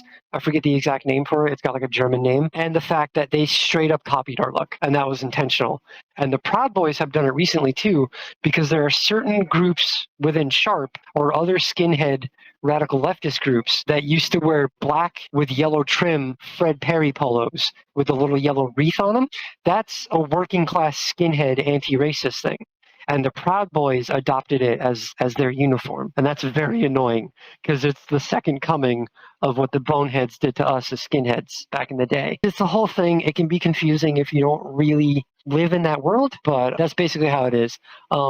Please do not call bald neo skinheads, because that is not correct. If you have any skinhead friends, they will be very annoyed with you. We get it that not everyone knows stuff. US media culture has like poisoned people's ability to like engage and have a really bad media literacy in this country. So like whatever the news says, that's usually the zeitgeist, and it's really annoying. That's something we had to fight against a lot. How Sharp came to my neighborhood was the local punk scene. We had a really big punk scene, hardcore scene, and like two-tone reggae / ska scene. And that's a lot to do with the type of cultures that came to live in my area. The main venue, there was a particular music venue in my town, really only one, that the punk scene operated through, like a place to go see a punk show. And at that venue, you know, old-timey footage of people clocking in and out at work, and they have like the paper punch card, like they take it out of the thing on the wall and they punch it and they put it back in the thing. We had like one of those right to the right of the door when you walk into our local punk venue, and it was full of zines that anyone could like drop off as long as it got the approval of the management. And at some point, somebody got Baldy's literature in the 80s and made a bazillion copies and proliferated it all over my town. And it found its way to that venue. Evan, a couple years prior to me meeting him, was at the venue and saw it and was like, we've always had a white problem in my town since like the late 60s, I want to say. I can say the name of this group because they were kind of all over the country, so it won't really give away where I'm from. But we had a white movement in my area called Posse Comitatus, which I believe started in the mid-70s, I want to say. It was mainly Midwest to Northeast. They raised a bunch of little kids, and they started like a white youth group. And that youth group is what was hassling all of my friends and the other young people in my neighborhood and terrorizing businesses run by people of color. We couldn't have a mosque in our town. We couldn't have a temple in our town. Churches only, and only if they're the right kind of churches. So these zines can get unwieldy. You have a lot of them, and trying to hand someone a stack of zines and be like, read all this and you'll understand and see if it's what you want to do can be overwhelming. And it certainly would have been for me. Thankfully, there are things called APAs. We still use them to this day. I'm just not involved with that. An APA stands for Amateur Press Association. And if you've ever watched anything about like the history of furries and stuff like that, I am a queer punk furry, by the way. Take a wild guess what my persona is. So an APA is, you have people who make zines, right? And they're all over the country. And this is before the internet was widespread. So someone would be the central editor, basically. And everyone else across the country that would make zines that were of this one topic would send them into the central editor. The central editor would make copies of all of the zines and compile them into one compendium, and then mail copies of that compendium back to everyone that sent him a zine. And that way everyone gets to read everyone else's zines. Basically, all this Baldy's literature and all this other skinhead literature from across the country had found its way to my town, and someone APA'd it and made it one big thing, like a brochure. My new friends handed me this, which Evan found at the punk venue, decided to organize a bunch of people because he was sick of the white problems, and created this group. I'm handed this like little brochure. It's like 6 or 7 pages, and it's a basic rundown of what SHARP is, Skinheads Against Racial Prejudice. I'm looking at it and I'm like, this is kind of above my pay grade. I'm not really a violent person. I've been bullied by, like, I thought you guys were the people you fight because you guys look so similar. And they're like, you can usually tell by the patches, and there's other things too. But I was like, I don't know if I'm on board with this. This is really scary. They're like, well, here's the thing. Again, there's no expectation. We've welcomed you into this space, and now you know where this space is. Now, I'm not going to say what you think I'm going to say. You know too much. We can't let you leave. No, you're welcome to come and go as you please, but you have to understand that you're now a liability to us because you know where we live, and this is a very secret place. So all we're going to ask is you are welcome to come and go as you want, but please don't tell anyone about this place. I have to warn you that the consequences will not be nice for you, and that's to keep everyone safe. I'm sorry if that sounds scary, but that's to keep everyone safe. We've welcomed you in. You can come and go as you want. This is your home if you want it to be. There's no obligation for you to join in what we do or anything, but we could sure use the help, and you don't have to do what we do. There are other things you can do. I was like, well, I think I'd have to get to know like what these things are, and they're like, absolutely. We go on patrols. You know, Trey and Benny just got back from one, and it's time for me and Evan to go out. Do you want to go with us? And I said, sure. We headed out. We went down the little path that's through the wooded area. Christian got his gear, as he called it, his pepper spray, his knife. He had a pair of brass knuckles, no idea where he got them, and we headed out. As we're walking down this wooded path towards this town that we're now in, not my town, the next town over, Christian and Evan start giving me the rundown. And it's like, okay, so here's what a patrol looks like. We are smack dab in the middle of Posse Comitatus territory for this region. None of us are safe here. I'm not going to lie to you and say you'll be okay because we're here. These people roll around in pickup trucks. They harass the locals. They harass anyone who looks different. They'd love to harass us. However, there are more of us that are motivated and violent than there are of them. A lot of them like to do the whole put on a rally and like disguise it as caring about a topic, but it's like a dog whistle for this like racist thing or this homophobic thing or what have you, kind of like TERFs do today. Just think of the children. All this trans stuff is too weird for the children. Let them be kids. Time's a flat circle. It's the same shit as it was 25 years ago. So they're like, look, we're going to do our best to keep you safe. But if anything goes down, if you feel the need to, just run. And we're begging you, don't call the cops. We do not trust cops. We do not talk to cops. We do not like cops here. Cops are the enemy. Half of the people we fight are also cops. Do not involve police. So I'm like, oh, okay. We head into town and we walk around what are local hot zones, as we call them. This is a town I've never been to because it's like 5 miles through the woods from my town, and I've never felt the need to walk 5 miles into the woods. So I didn't know how bad it was over here. Every now and then you'd hear that your friend Donovan, who was a young black person, walked home from school one day and got jumped by some white dickheads and got roughed up. That's what my town was like. Like once every couple months, something like that would happen. Or like somebody spray painted a big outside of the store where they think a gay person works or something. So it was bad. It was like in your face, but it wasn't like every day. Walking around this town, there's spray painted on like every street corner, on the sidewalks, white graffiti all over the place. There's like little gang signifiers all over the place, you know, like little stickers. There's this neo-Nazi band from the UK called Screwdriver. And here in America, boneheads really like this band because they talk about white shit. So everywhere you go in this town, the back of every stop sign, like the door jamb of like a bakery, you'll see a fresh Screwdriver sticker. It's a pair of boots like stretched out. It's like 2 boots laying on the ground and you're looking at the soles of them, and it's a Screwdriver with a K on top, and it says Voice of London on the bottom. And these stickers were everywhere. They're like black and white. I had no idea who Screwdriver was. I didn't know what that was. My new friends were explaining to me, you know, that's a white band. That's a good signifier that you're in their territory because they love that band. They stick it everywhere. I saw crudely spray painted. The graffiti was always in red. I'm guessing it's because it was scary. It looked like blood running down the wall or something. I don't know. Boneheads are cringe and they're not very creative. They constantly copy us like the Proud Boys do now. They're not very original. That goes without saying. You know, they're still stuck in like 1940s Jim Crow. And at the time here it is the 90s, and these people are still around today in like 2023. So what a patrol looks like is you go to the known hot zones where you heard word from a comrade in the area or like a business owner that reached out to you or to one of your people that says, hey, I see these young people every couple days. They're like scoping out my business. It's usually like a black store owner or, we have a lot of Sikh people where I'm from. So it'll be like a Muslim store owner or something. We'll reach out to someone in our group and be like, hey, I feel unsafe. There's these shady looking characters with all shaved heads, look kind of like you, but not really. They're hanging around, and every day their presence is like more and more obvious. Like more of them show up. They come closer to the store. Sometimes they come into the store just to be like, hey, we're here. They look around and they go, huh, and then they leave. Sometimes they'll come in and just threaten people, or they'll slip notes under the door when the shop is closed, or like hang notices on the door, or like vandalize the store or something like that. We go to these areas where these reports come from, and we just hang out. Like we'll spend 10 minutes sitting outside of the store that complained.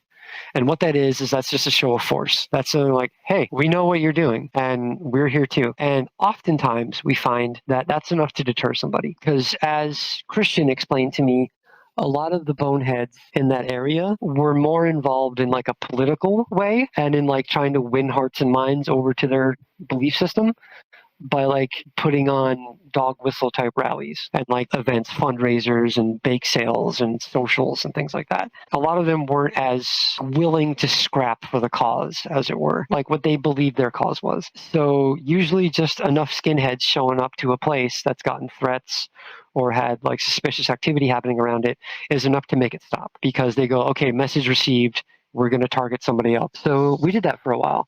I got to meet some of the business owners in the area. We ran afoul of an officer of the law. We were just walking down the street between two spots during our patrol. And because two of the guys I was with look identical, one's really tall, the officer asked us to stop, asked us some questions.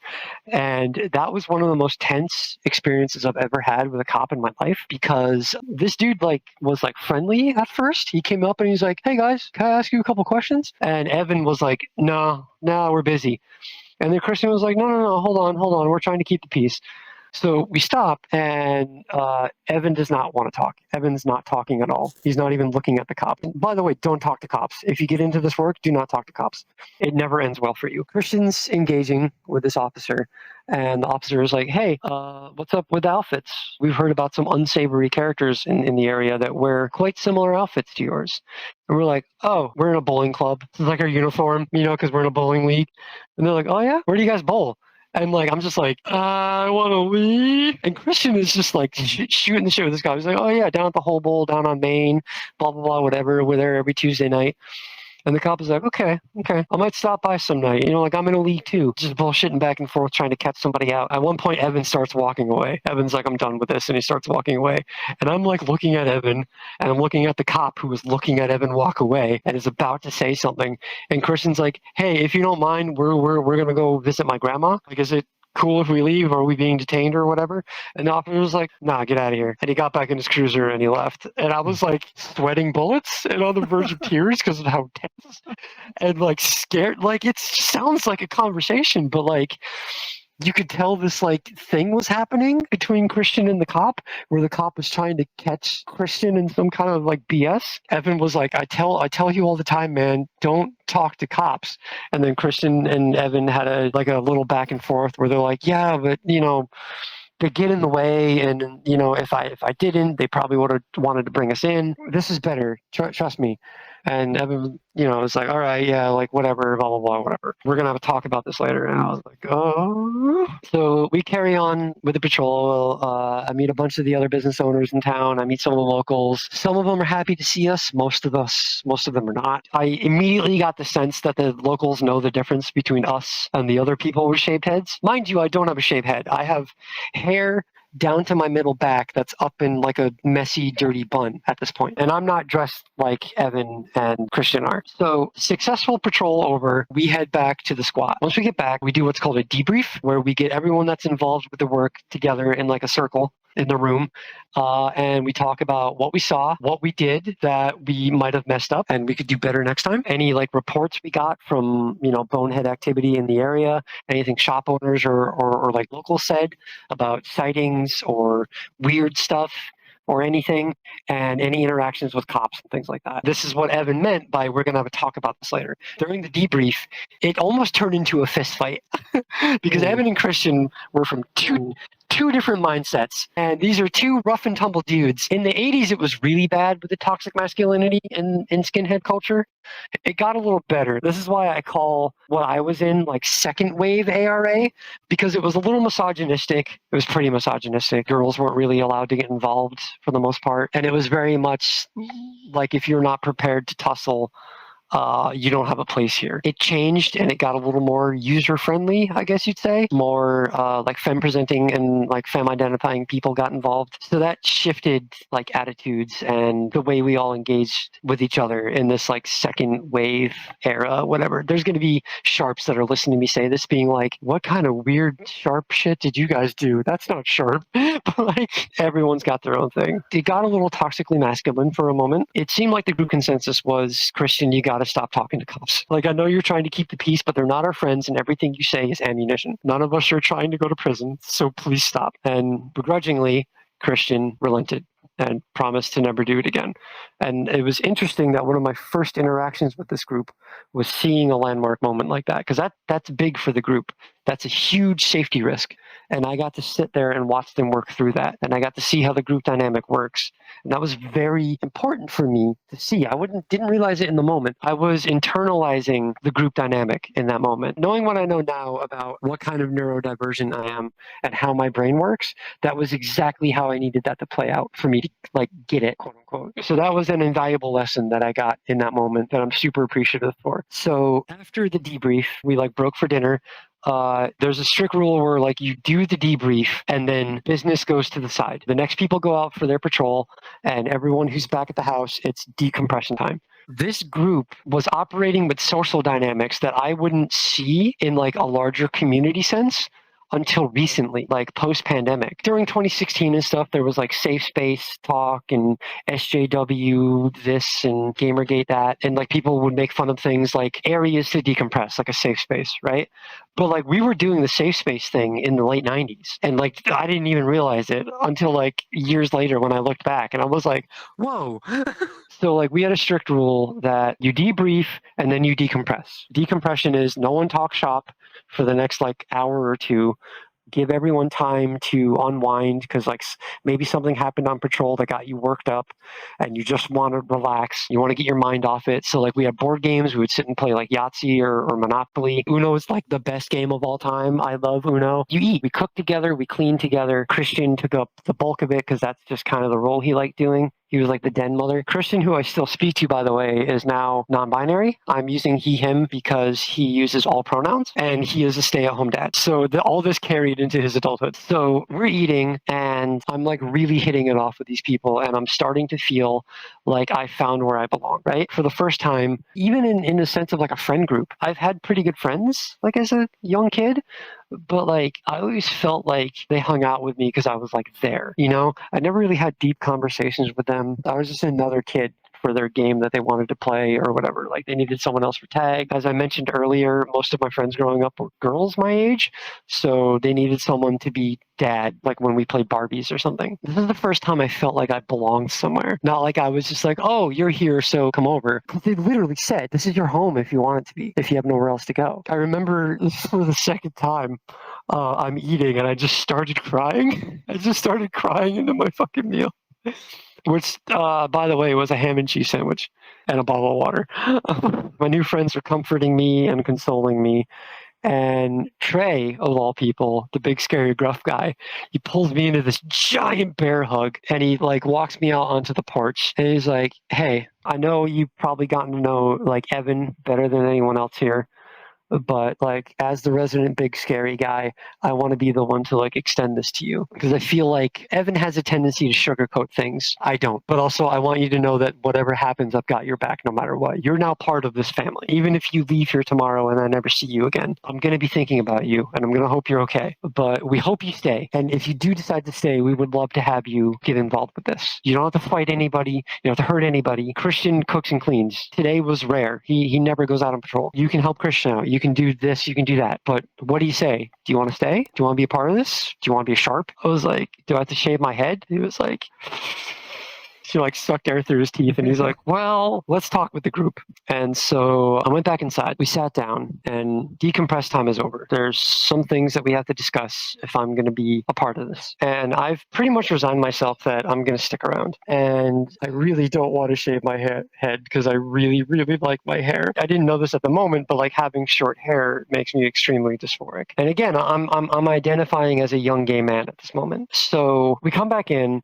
If I recall correctly, it was Evan that approached us and said, so like, what's the verdict? And, like reiterated, you don't have to answer right now. You can hang out for as long as you want. You can stay here as long as you want. That's not an exaggeration. We don't offer this lightly. You can live here if you want and not be involved with any of this.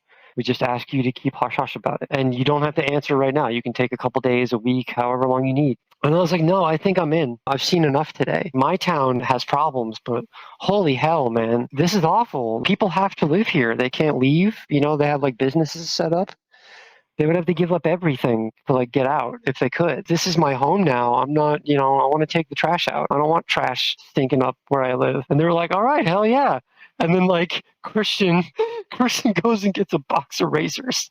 And I'm like, wait. So Trey's like, look, I think we have a special case here. And Haley as well. Haley's not a sharp. Haley just lives here. Haley has like a 9-to-5 job that they go to. All of their money comes back into the cause. They're not paying rent. They're not paying for a car. They work in town, so they don't have to like drive a million miles. Everything they do is in service of this work, but they don't get involved with the rough and tumble stuff. They don't dress like the rest of the group. They do other things. They're like, well, look, Haley's basically one of us, just not in name only. And Haley doesn't have to shave her head. Christian comes over to me and he kind of pouts like in a playful way. And he's like, man, this is my favorite part too. And he just like puts the box down and he's like looking at my hair. He like undoes my bun and I'm like, hey, and he's like, yeah, you look really cute with the hair down, by the way. Not for nothing.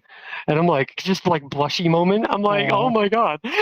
Those were like the earliest egg moments for me where I was like, I like this attention, and like they would eventually blossom into me realizing I was trans, but that's for like a decade later, like literally a decade later. So we determined, hey, how about we meet in the middle? You have beautiful hair, but we can make it like punk. And I'm like, okay. They're like, so there's a couple different styles that skinhead girls do. Would you like to try one of those? And I was like, okay. We started talking about stuff and we landed on shave both sides. So I have a long flowy mohawk. Well, not like a mohawk because I don't put it up. It just hangs off the side.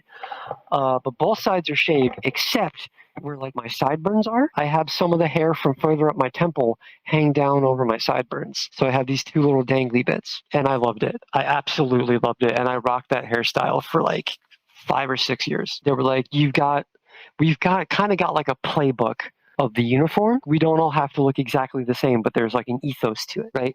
So like the Doc Martens are a must. The jeans and the suspenders are a must. But whatever shirt you want to wear, what kind of jacket you want to wear, just the back of the jacket has to say sharp. And it had a couple other signifiers to say like what chapter we were, where we're from when we were founded. It would say sharp, S.H, like etc. across the shoulders. In the middle, underneath it, in like smaller text, this is all hand-drawn in Sharpie because we didn't have money to get custom patches and stuff made. It would say the 2-letter abbreviation of our town, comma, 2-letter abbreviation of the state we're from, and then dash the last 2 numbers of the year that we were founded. And for us, it was 98. My current battle jacket says 99 because for me, that's when I was inducted into it. So it's a bit of a reminder of when I started working. So like when I look back, I can be like, oh wow, it's been that long. And that signifier is very important because a lot of the boneheads would have like a big skull and crossbones or like a big like the double lightning bolts, we'll call them. It was very, what's the dude in the beginning Vault in Fallout 3, like the Tunnel Snakes rules guy? The kids we dealt with were like that kind of vibe, where like when you go to like rescue his mom, he's like a blubbering baby who can't defend himself. It's like that's what a lot of what we were up against was. Just a bunch of, for lack of a better term,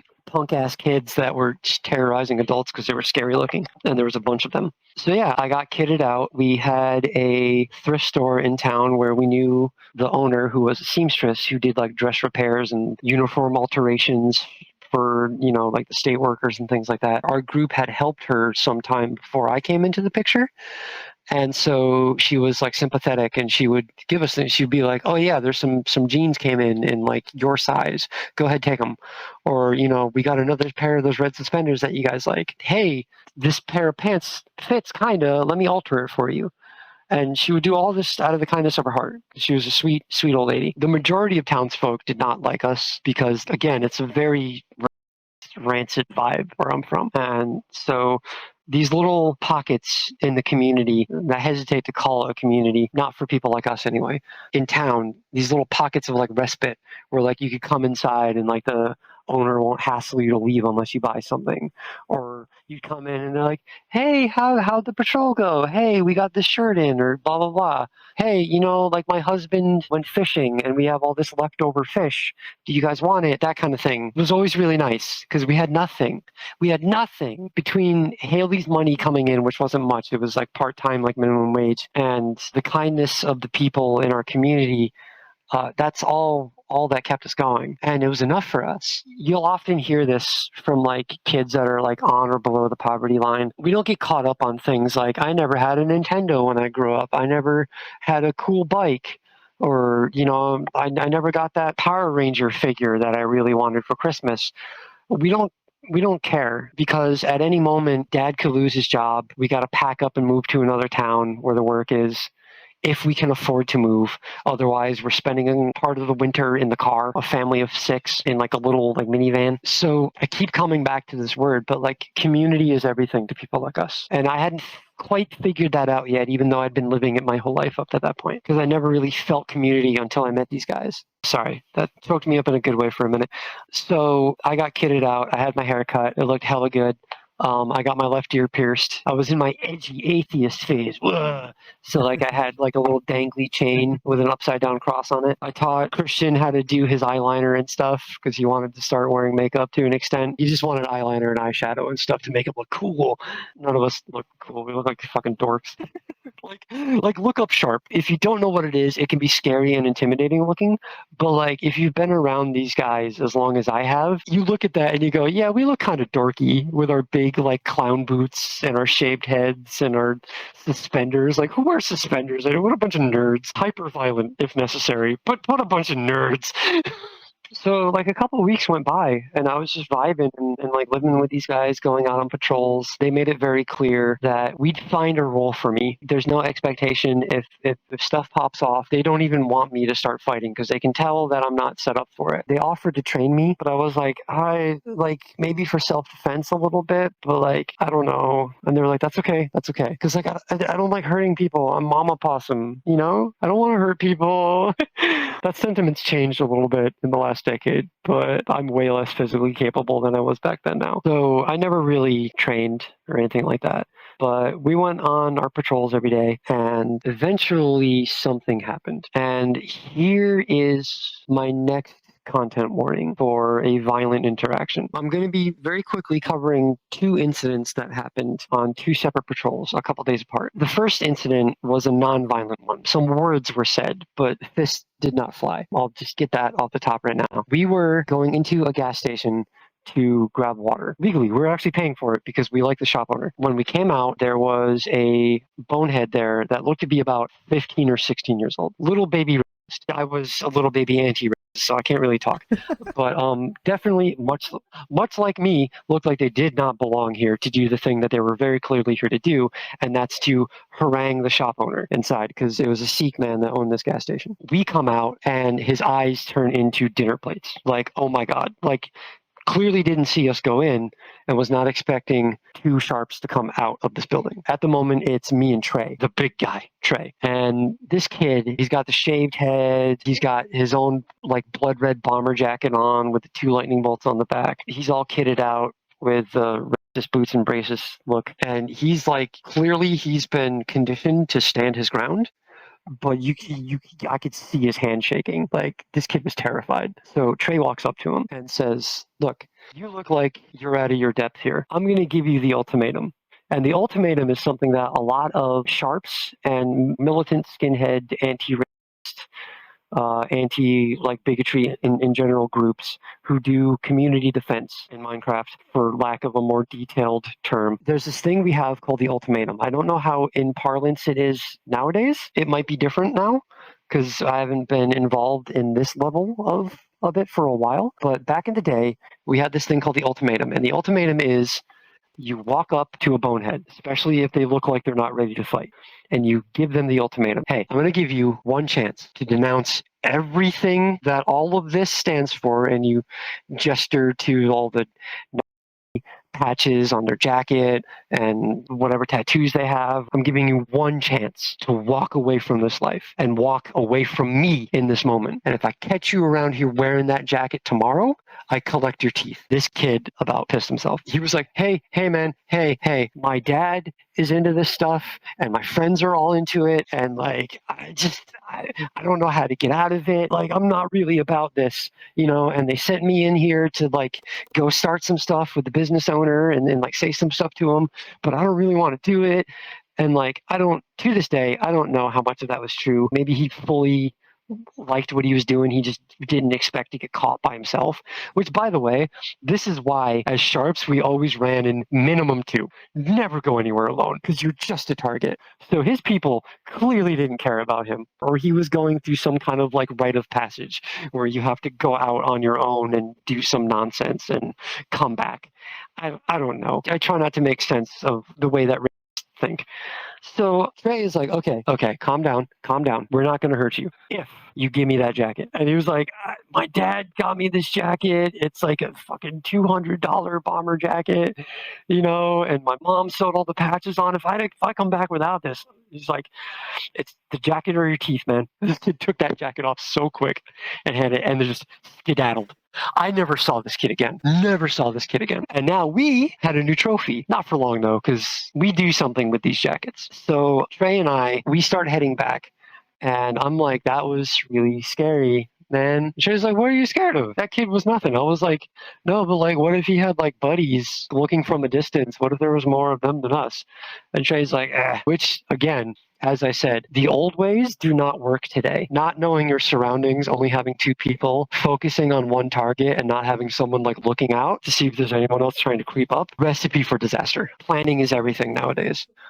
Should have been back then, but we were dumb kids. We were learning. So Trey and I get back, and Trey triumphantly holds up the jacket, and everyone cheers. Haley comes downstairs because we got back just as she was getting ready to go to work.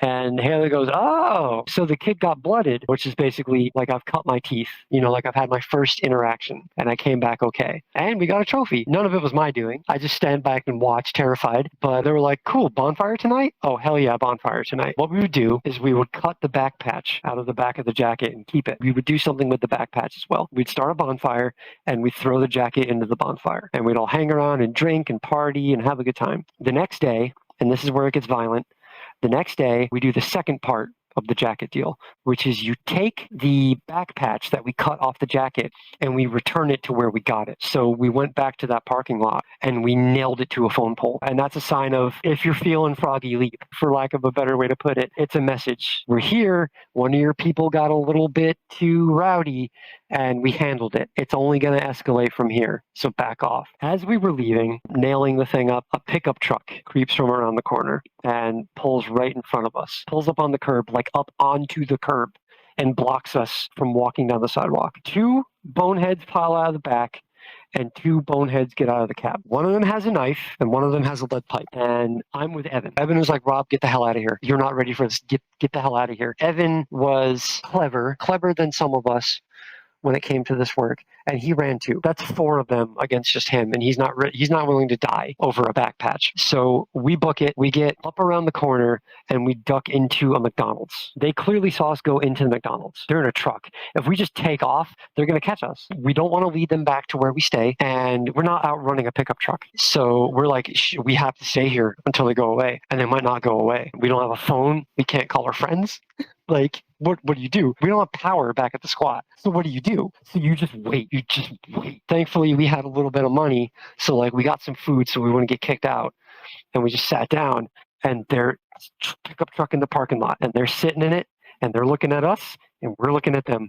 And about a half hour goes by, and one of them comes in, just gives us a glance, and goes up and he orders food. He walks over to like a seat, maybe like 3 or 4 tables down from us, and he just starts eating this hamburger while like looking right at us, like staring right through us like daggers. And Evan is like, I'm sorry. I'm so sorry, but you know the work by now, right? And I'm like, yeah, I know the work. I know the work. And he's like, okay, it's probably going to get ugly. You know that, right? And I'm like, yeah, I'm terrified. I'm on the verge of tears. There were many times when they're like, you don't have to go on patrol with us. I was like, no, but I like getting to meet all the people that we help. You know, I like getting to talk to everybody. So I always insist on going on the patrols. And like, I kind of like the way that 2 of the old ladies in town would always treat me like I was their granddaughter. They were very like grandmother to granddaughter with me. I don't know how to explain that vibe better than that. That did something very important for me that I wouldn't understand for years. So then another one comes in, orders food, and sits down with his buddy. And they're just watching us, and we're just watching them. And finally, the manager comes out from around the counter and goes, look, I know what this is. Not here. Get out, or I'm calling the cops. There's nothing else you can do. It's either you get up and leave, all 4 of you, or the cops show up and things get way, way worse. Way, way, way, way worse. So we all walked out very calmly, me and Evan and the 2 boneheads. And as soon as we got out the door, Evan grabs one of them by the back of the jacket. He's like standing right behind him. He like hooks his hands into the back of the collar of his jacket, and he kicks out the back of his knee from behind. And this kid goes down on one knee. And in the same motion, he like slams him off to the side. He like pulls him down to the ground before the other bonehead can like really react. And as soon as this kid hits the ground, this kid who's the same age as us, at the time I'm 16, Evan is like 21. This kid is probably like 17, 18 years old. I got express permission, as long as the name is changed and I'm light on details, that I am allowed to talk about this part. And I think it's important because if you get into this kind of work, some of it still looks like this today. And this is a little hard for me because this is trauma that I've lived with my whole life. This kid hits the ground on his left shoulder and he kind of skids on the pavement right in front of the entrance to McDonald's. And by now, the other bonehead has turned around and is advancing on Evan. Evan spins around in front of this kid on one foot, levers back his right foot as far as he can go, and the toe of his docks go dead center in this kid's teeth. The sound of cracking dentin, which is what the core of your teeth is made of, is a sound that you can't explain it. There's nothing else like it. The sound that this kid made, the wail of pain, it sounded like, the only way that I could describe it is like when a little kid is throwing a tantrum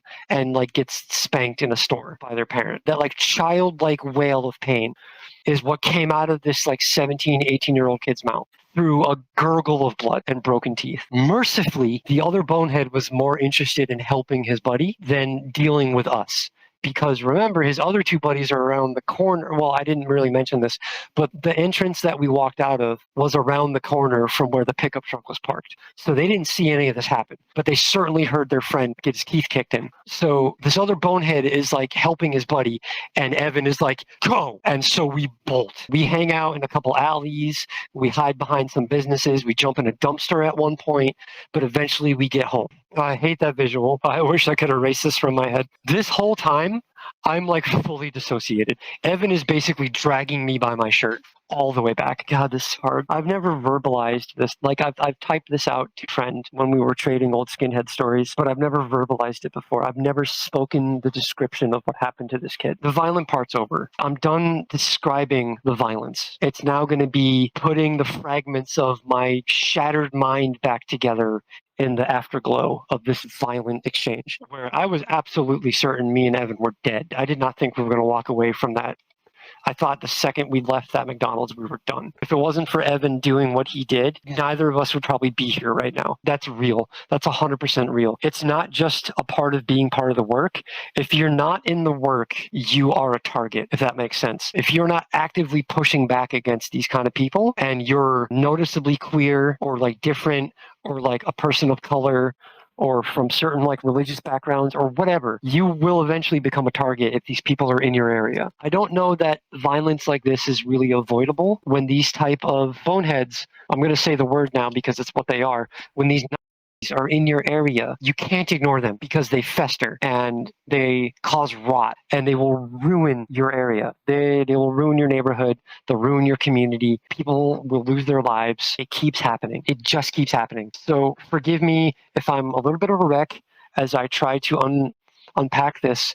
And if it sounds like I'm making excuses for why it's okay that Evan did the violent thing that he did, it's because I've been boots on the ground in this work for so long that in retrospect, hindsight's 2020, I know now that if he hadn't done that, I and possibly he would not be here today. I have to drive that home. And if it haunts me, who was just there, I can't imagine what this does to Evan on a daily basis today. Like, he's got kids. His kid is now the age of the kid that he did that to. So it's not me being sympathetic for a Nazi.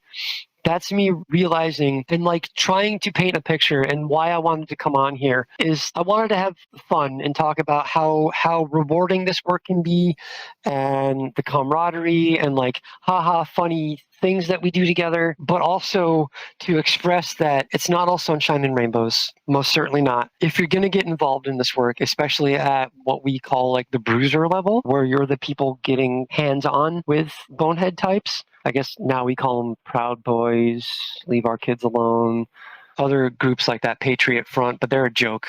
Patriot Front is hilariously unorganized.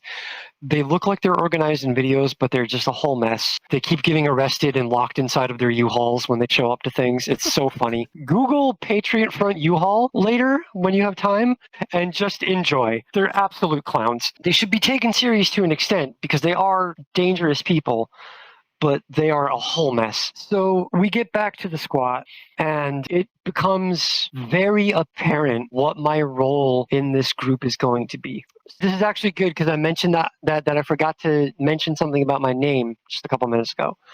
I forgot to mention the part where I got my folk name. Trey is a mixed race Black indigenous person, indigenous to the area that we were in. And Trey brought to the group a part of his culture, which is when you do work of community, you do the work of the earth. You are looking out for one another as Mother Nature looks out for you. As Mother Gaia, whatever you want to call it, provides you food and like plants that you can eat and shelter and like canopies of trees or like an outcropping of rocks you can hide under in the rain. When you do the work of community, you become part of earth.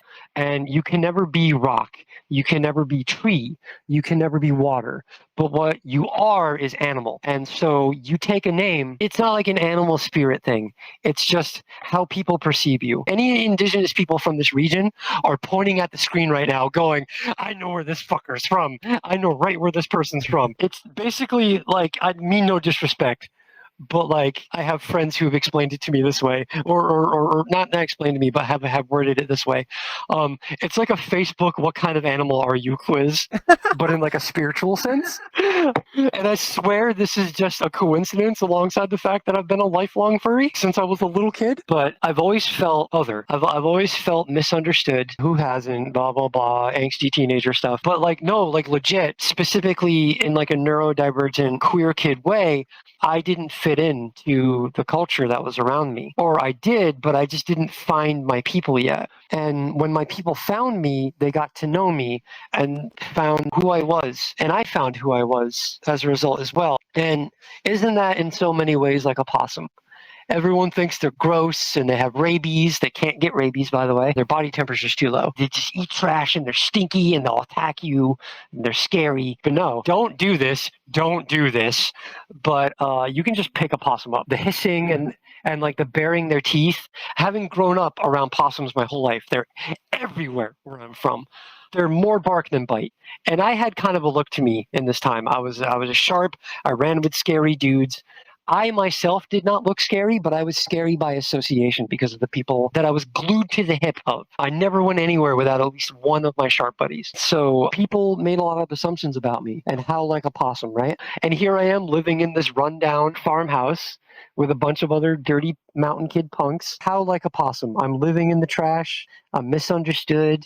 People think I'm ugly and weird, but I'm not, you know? So Trey gave me the folk name Possum. And every anarchist, activist, queer circle I've been in, because of the work I do, I can't give my legal name for my own safety and my own security. Everyone for years called me Possum. And in recent years, post-pandemic, when I've gotten a lot more active and I've taken on a much more den mother kind of role, I amended it to Mama Possum. And it fills my heart to bursting when I come into an event and there's people that recognize me from either my social media following. It's a necessary part of the work I do. I don't want to be an e-celebrity, but like it fills my heart to bursting when I go to like drag defense or like I go to a speaking engagement in a park to a bunch of queer youth about solidarity or something. And I go out and I hear like a couple people in the crowd be like, Mama! It's just, that's the stuff. Like I don't need money. I don't need money. I don't need things. I don't need a big house. I don't need a car. I need community. We all need community. That's the most important part. Everything else is ancillary. Everything else can come later. What you need are people that have your back, people that are there for you. I'm getting a little bit on a tangent, but all this ties together. These poor kids that are caught in the middle of this stupid culture war, all they need is for the adults around them. Again, not to infantilize them, but like all these angry adults that don't understand them and don't want to understand them and have their own agendas are like using them as like collateral in this back and forth in this stupid culture war. And all they need is for people like me and like my comrades to be there for them and be like, look, it's been dark before and we got through it. It wasn't pretty, not going to sugarcoat it, but we got through it and we'll get through it again. These kids have so much more tenacity than my generation did when it comes to this kind of work. Some of it comes from the fact that like places like Tumblr before the queer purge a few years ago, and right now there's a weird flagging campaign against trans women, which is really annoying, marking all their stuff as mature content. That sucks. But they've had these online archives of queer history. You used to have to like go to a special kind of bookstore to kind of learn this kind of stuff. And now it's just all there at your fingertips. You just type in what you're looking for and eventually you'll find it. The Library of Alexandria of like what Stonewall was, who Sylvia Rivera is, sorry, personal hero of mine, and I'm a little worked up. The White Night riots in San Francisco after the assassination of Harvey Milk, George Gascon, that's all there. I didn't have that when I was a young queer, trying to figure myself out and like the language of what I am and trying to figure out my identity. I was just on my own in this little middle of nowhere mountain town. And these kids now are advocating for themselves. They have the vocabulary, they have the knowledge at their age that I didn't have when I was their age. So of course people didn't take me seriously because I didn't even know how to articulate it right. But now these kids are advocating for themselves and they're being told that they're brainwashed. They're being told the same thing I was told by my dad. You don't know what you're about. You don't know what you are. And it's why we do the work. So I was given the folk name Possum. And we get back from this encounter and Evan's a mess and I'm a mess. And Trey is like, what the hell happened? And do we need a debrief? And Evan is like, forget the debrief. I can't think straight right now. Forget the debrief. And just grabbed Evan around the waist, stood behind him and just like wrapped my arms around his waist and put my head on his back. And I just listened to his heartbeat through his ribs, and I could hear it. It was so fast. And as someone who grew up with a heart condition, it like scared me. It pulled me out of my own bullshit. It pulled me out of whatever I was going through in that moment, whatever weird emotions I was processing and the dissociation I was in. Because the look on Evan's face as he started to realize what he had done. If you've seen American History X, there's a scene at the beginning of the movie called a curb stomp, and I'm not going to talk about it. If you've seen American History X, you know the scene. And it's a real thing, and it's happened, and it continues to happen. Evan trying to grapple in that moment with what he did is one of the most, in that short window of time from when the violent act occurred to this moment that I'm sharing where I'm hugging Evan from behind, two of the most traumatizing moments of my life happened within 30 minutes. I hope I never see the look Evan had on his face, on anyone's face again in my life, because I don't know that I can handle it. It was pain, regret. I don't know how to describe it. You could just tell that he was like, I can't believe I did that to that kid. We understand the work. We understand how necessary it is. And we understand that there's people that want to have conversations until they're blue in the face. Oh, give a neo-Nazi a platform and talk it out and you can change his mind.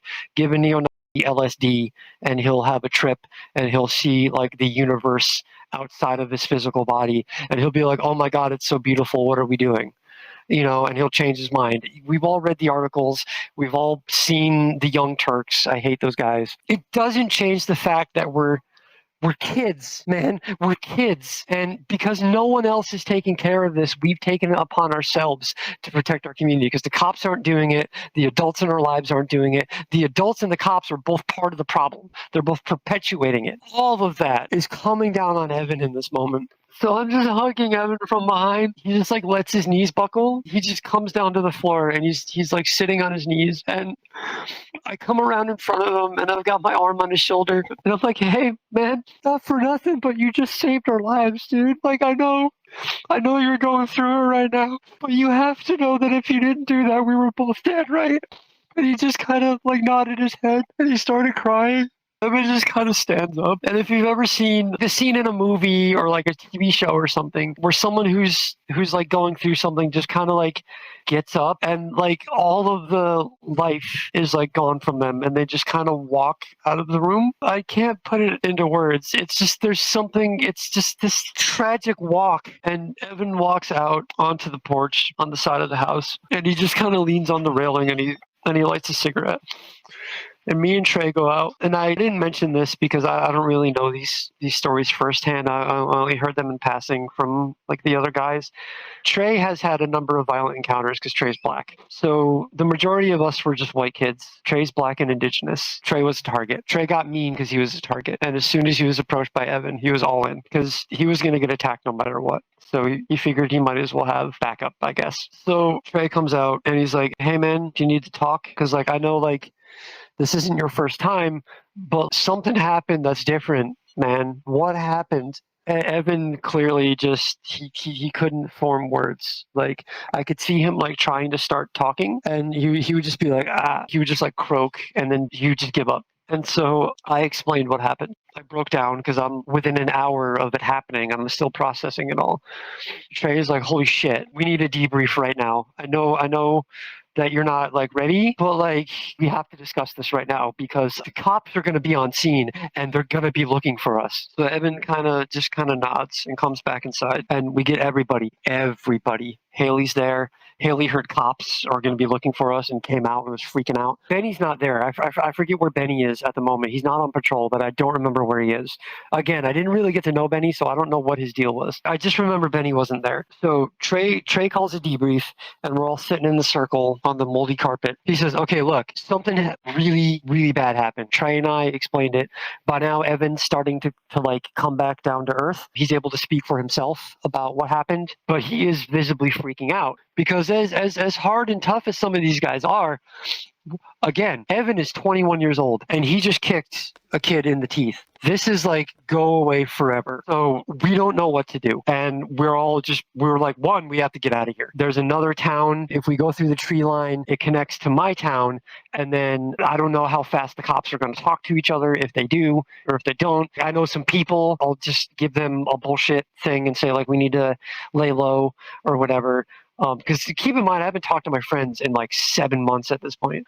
They don't know what's going on with me. In hindsight, some of them reached out to my mom and were like, Rob just left. Rob is gone and we don't know where they are. We hope they're okay. Had no idea I was one town over living in an abandoned farmhouse. So we're like, okay, that's the best plan of action.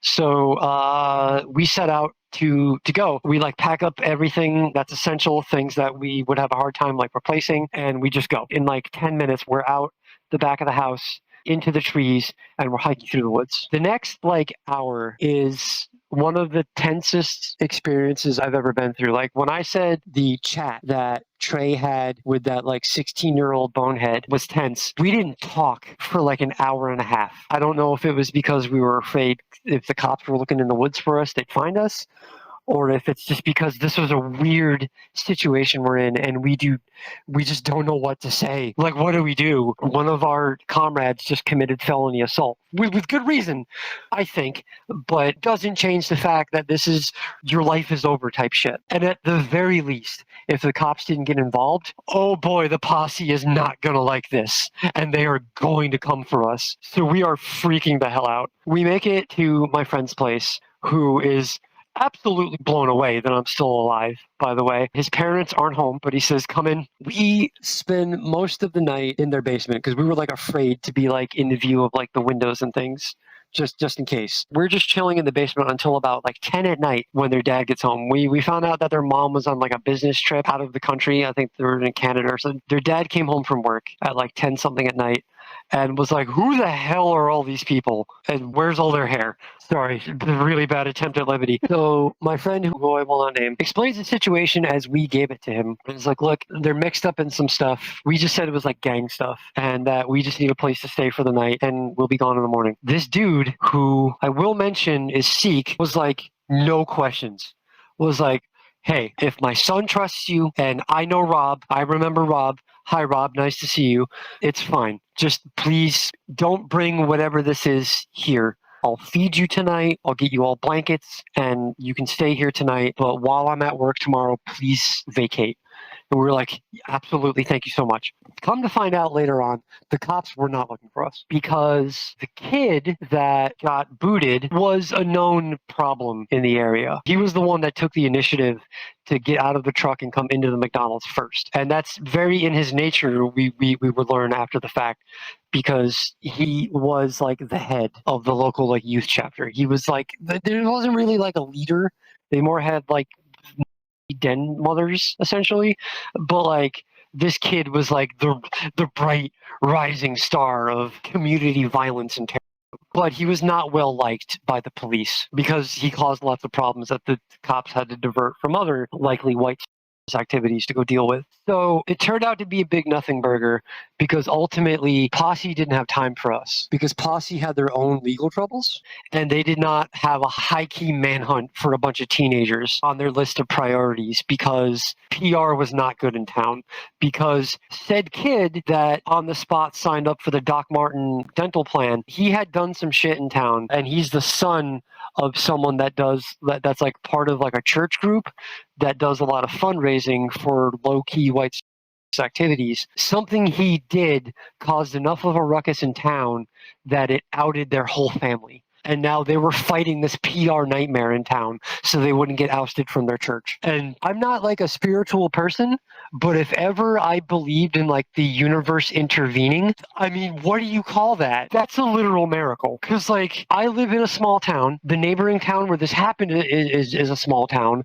where like everybody knows everybody. There would have been nowhere for us to hide. We would have absolutely been lynched or like dragged behind a pickup truck or something, or like buried out in the woods somewhere. There's no way. I'm not a spiritual person, but I have a hard time believing that, like, I believe in synchronicity, I guess, is what I'm saying. The stars aligned for us in that scenario. And so nothing ever came of it. We would pass cops all the time in town and they would never like, they give us the usual dirty looks, but it was never like, hey, do you know anything about what happened to this kid? I think it's because there's so many moving parts to white in a small town that everybody knows everybody, and there's things that have to get swept under the rug, because if they don't, it upsets the delicate balance, like what happened with this kid's family. If this became a public thing and became like a witch hunt for us skinhead kids, it would have brought more attention to like, okay, why did they do this to your kid? What's this group that did this to your kid? Oh, your kid is part of this group and they're part of this group? Well, their group sounds based, frankly. You got your kid into this group? Wait a minute. Who else do you know, like in the church, that's into this?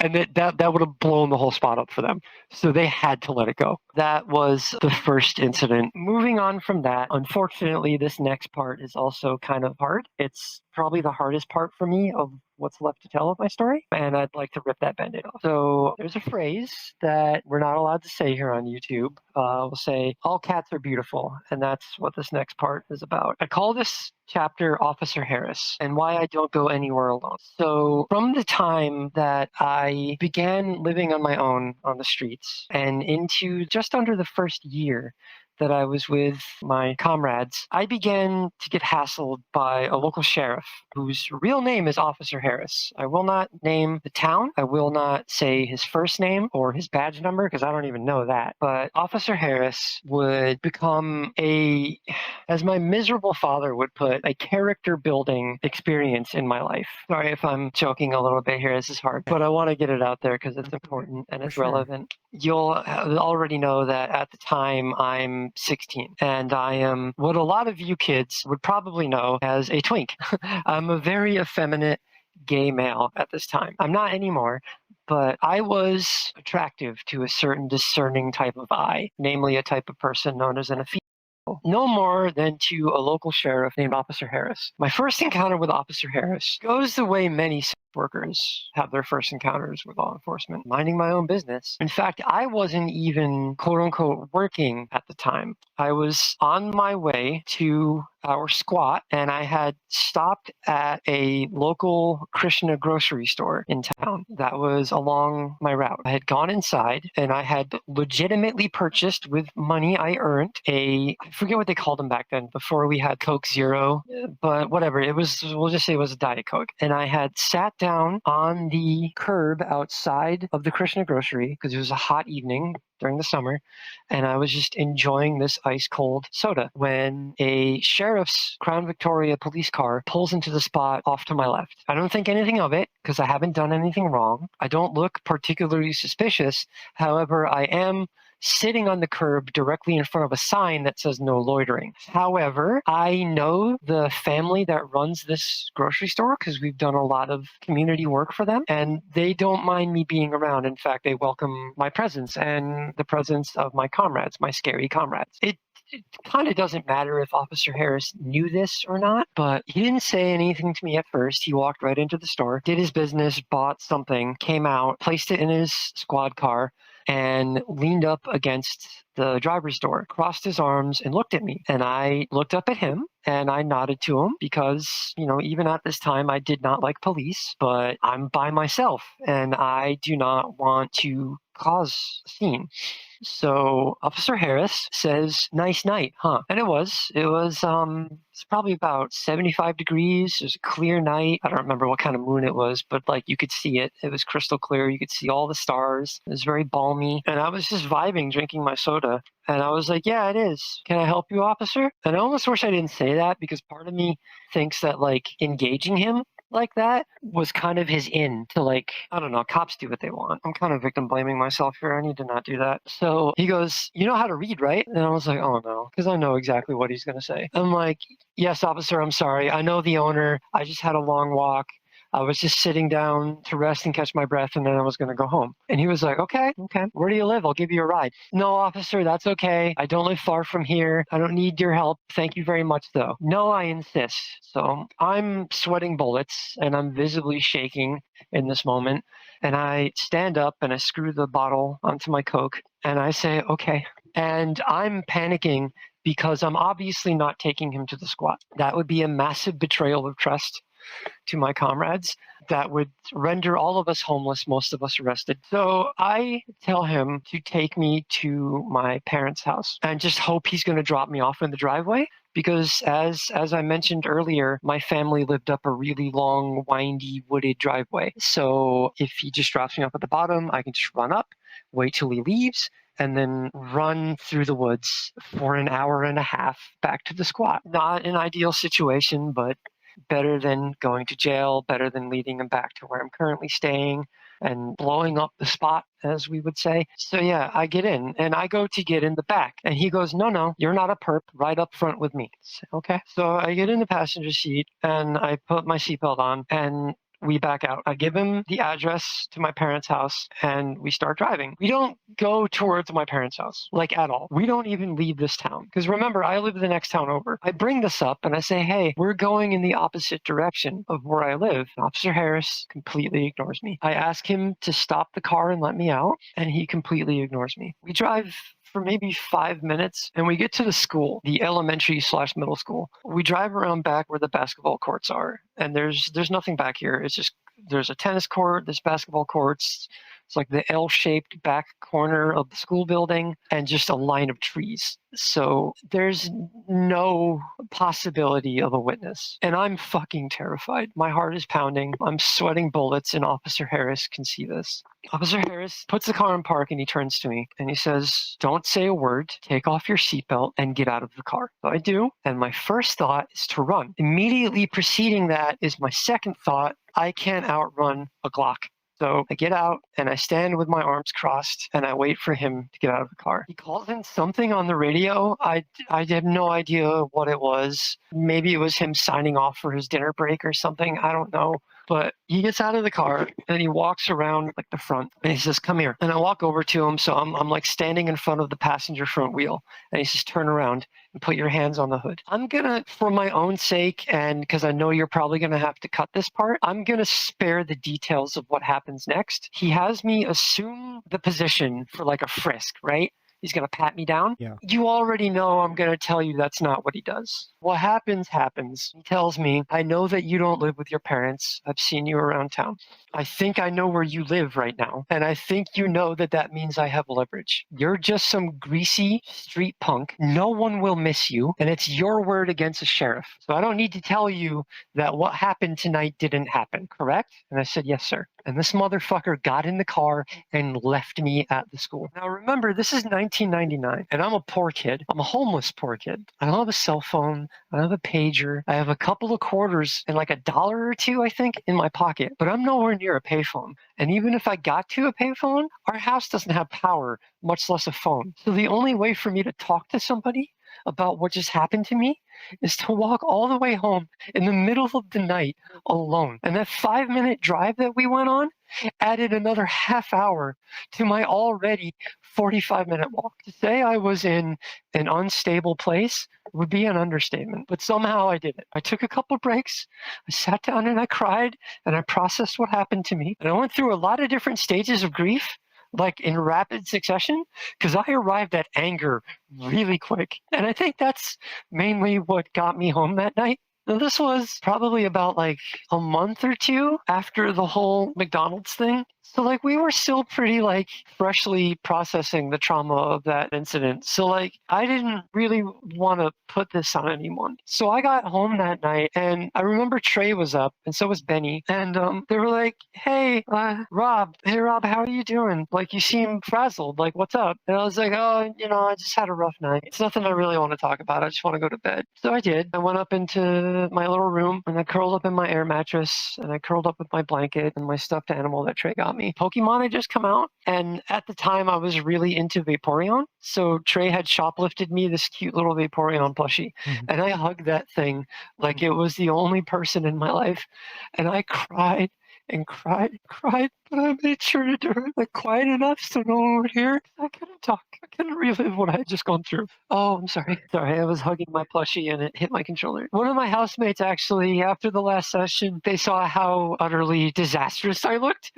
Because that was a rough day. I had a lot of fun doing it, but like I like put myself through a bunch of stuff to like retell all that. And they went out and got me at Goodwill. Like a couple days later, we were like looking at the toy section because we were just like, oh, let's see what fun stuff, like the underprivileged kids get to have. I feel bad because I don't like taking toys away from places like Goodwill because I'd rather that go to like a kid in need or something. But like my friend insisted on getting me this little Fennec Fox plush. And we named him Finley, and he's kind of my rock right now.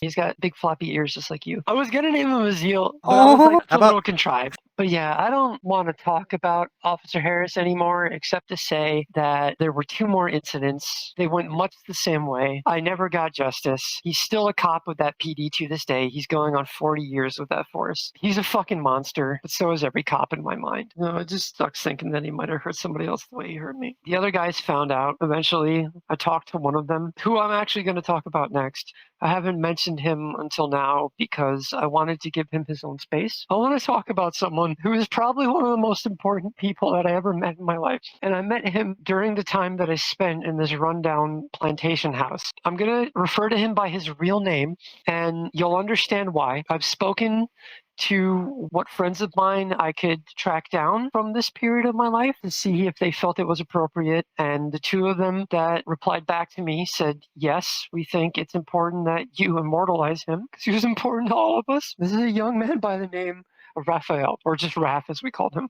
He was 15 when I met him. He was a troubled kid like all of us. He wasn't homeless though. He just had a really rough home life. He is what in our vocabulary today we would probably consider non-binary, though I don't want to say that with any authority. But speaking from conversations that Raph and I had over stolen 40-ounce malt liquors, Raph had some strong opinions on gender and how pointless and stupid it is. And I get a lot of my outlook on that topic from him. I had the esteemed pleasure of knowing Raph for 3 incredibly brief but wonderful years. Hung out with us because Raph didn't feel safe at home. He's the child of an ex-Mormon mom and a Calvinist father. And I know you've spoken to people on your channel who come from that sort of background, so I don't need to explain how devastating that upbringing can be on a child. Not good. It's really not good. Raph had a lot of problems, none of which were his fault. He was a good kid. The first person I dropped with, not when he was 15, but Raph and I, there's this one memory that I cherish of my time with Raph. This kid was like insightful beyond his years. He read so much. He was like really big into philosophy, and he introduced me to stuff like Marxism and Kropotkin and that kind of stuff. And this kid was 15. He's such an insightful kid. The world didn't deserve him. I remember we had stolen some 40s. We don't steal from people that we like, by the way. Genuinely good people. Not everyone that owns a store in this town had the same ideals as us, and that was our barometer. But we had lifted some 40s, and we were hanging out behind the shipping dock of a local grocery store. And we were just sitting on the ledge of the dock where the trailers back up, so our legs were just kind of hanging off the edge. And I'm time skipping ahead a little bit because this is when I was 17 and Raph was 16. And we're just kind of looking up at the moon. It was a full moon that night. That's why we had done this. Because Raph and I had a lot of witchy friends. So like full moons became important to us because they were important to them. So we're sitting on this dock and we're drinking. And we're just talking about gender, and specifically Raph's budding bisexuality, his crush on me, and how he doesn't view either himself or me as inherently a boy or a girl. And in the year 2000, the year of our Lord 2000, Y2K, the big scary year, Little Possum, me, or Rob for the sake of the story, had my first experience with the idea that I might be non-binary before I even knew what that term meant. And Raph and I sat and talked for hours about how when I was a kid, I would go back to school shopping and I would look with a sad heart and with wanting eyes at the girls' clothes section and all the pretty summer dresses and the pleated skirts and the cute pink overalls and the little jelly shoes with the sparkles in them. And how bad I wanted that. And Raph was like, holy shit, dude, me too. And how, even though that were the case, we didn't feel like at the time we used the term transsexual because vocabulary evolves over time and we weren't at transgender yet. Maybe we were, but not in my little mountain town. And none of us dumb little dropout kids had heard it yet. We were like, yeah, I don't think that I want to change my gender, but I'm not happy with the gender people think I am. But it's not that I don't think I'm that gender. It's that I just don't like being expected to be in one. And that's an experience that I would tuck away into the back of my mind and not think about for another 20 years. But in that moment, Raph and I shared this powerful realization about each other. And I very gently let Raph down because I was like, one, I'm not emotionally available enough to be in a relationship with anyone. Secondly, Raph, you're adorable. You're a wonderful kid. But you're not my type. I mean, you kind of are in a lot of ways, but, and I know Evan in particular, quote unquote Evan, you're going to see this when this video goes up. Comment down in the comment section if you want to make fun of me for any of this. I know this is the first time you're hearing that Raph had a crush on me, but yeah, I kept that private because I didn't want any of you guys to think less of him for having such bad taste. We do a little self-deprecation here. It's fine. Raph, unfortunately, much like with your friend, Raph was a star that shone so bright that you just couldn't expect him to last. Like, that light can only go so long before they burn out. And cruelly, someone, I don't know to this day who, outed him to his parents. Now, I should mention, when I was 18 was the last time I saw Raph. We were hanging out at the county fair because we had heard that there was going to be some trouble a-brewing. My group was there, and Raph met us there, and Raph and Evan and I were like taking a break. Again, Raph wasn't a sharp. Raph was just this really cool kid that hung out with our group a lot. But we considered him part of the family, and we still do. We miss him very much. I remember we were playing darts at one of the booths, and then we went and got fried dough. And then after that, he had met some friends there, and they went off and did a thing together. And that's the last time we ever saw Raph. A couple of weeks go by, and Evan and I are doing our quote-unquote grocery shopping, where we just steal a bunch of shit from this grocery store that we don't like. While in the cereal aisle, I am very aggressively confronted by Raph's mother, who storms up to me and says, "It's all your fault." And I'm like, what? What do you mean? What are you talking about? She goes on to say, "We corrupted him," specifically me, because I was like a little mustacheless Freddie Mercury or Michael Jackson amid a bunch of big, tough, burly guys. So clearly I was the bad influence. I corrupted her son. I got him into drugs. I turned him against his parents and against God, and I made him do what he did, which I don't have the strength, and I don't want to stain this retelling of Raph's life with a graphic depiction of what he did, but I'll say the word necktie, and I think you know what that means. He left a note that she took great pleasure in telling me we will never get to read. They had the funeral a week ago.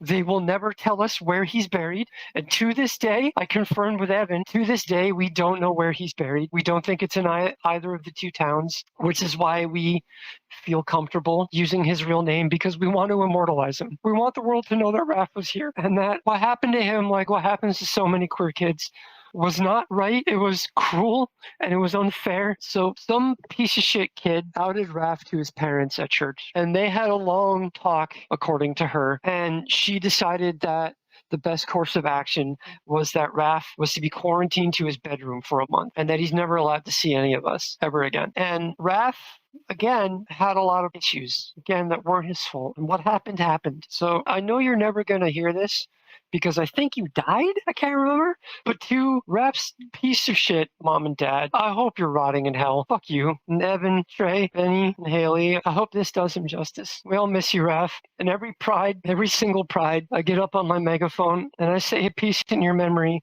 for all the kids who had to go through what you went through. If you know, like, a queer kid, if you're young and you have a queer friend who's closeted or whatever because their parents suck, just let them know that you're there for them. So we lose Raph, and it's hard on all of us. Mercifully, the neo bonehead activity in our town is at an all-time low. In fact, it gets to the point where for about a year straight in 2000, I think like towards December, because I remember it was really cold, but it hadn't snowed yet, we see this one kid with a bunch of bonehead patches on a denim jacket at a punk show. And before we can even get to them, he's like ejected out of the venue. And we follow him outside, and he gets into a car, and that's the last time we saw like a neo in any capacity in our town for the better part of the next year. So things get quiet, and everyone is basking in the post Y2K glow. Planes didn't fall from the sky. The banks didn't reset everyone's bank balance to zero. Unfortunately, no one's credit card debt got wiped out. A super virus didn't wreak havoc on the internet. Life just goes on. And Posse Comitatus, the old school white movement that had come to our area, moved on. After the debacle with the McDonald's situation, a lot of shit came to light, and the local churches, even though I know some of the people in those fellowships harbored those same feelings, you can't have that stuff out in the open if you want to keep going, if you want to keep making your sweet, sweet tax-free money from your bake sales and your fundraisers and things. So Posse moved on. They were gone. And with them went a lot of the white sentiment in my area. There were still old disgruntled racists They're always going to be in every town. But there was no more terrorizing of the locals for about a year. For those of you who are too young to remember, but old enough to have read about it in your school history books, I'm sure by now, something happened in early September of 2001. We outed what state this all took place in our last recording session. I'm outing that location again because this event, 9/11, as we call it, hit very literally very close to home. Again, I didn't live in the city, but I didn't live far from it. And the first couple of days after that event, yeah, you saw the unity, especially in New York. You saw all these different communities coming together. But as covered by two different podcasts that I really, really recommend, one's called Long Shadow and another one is called 9/12,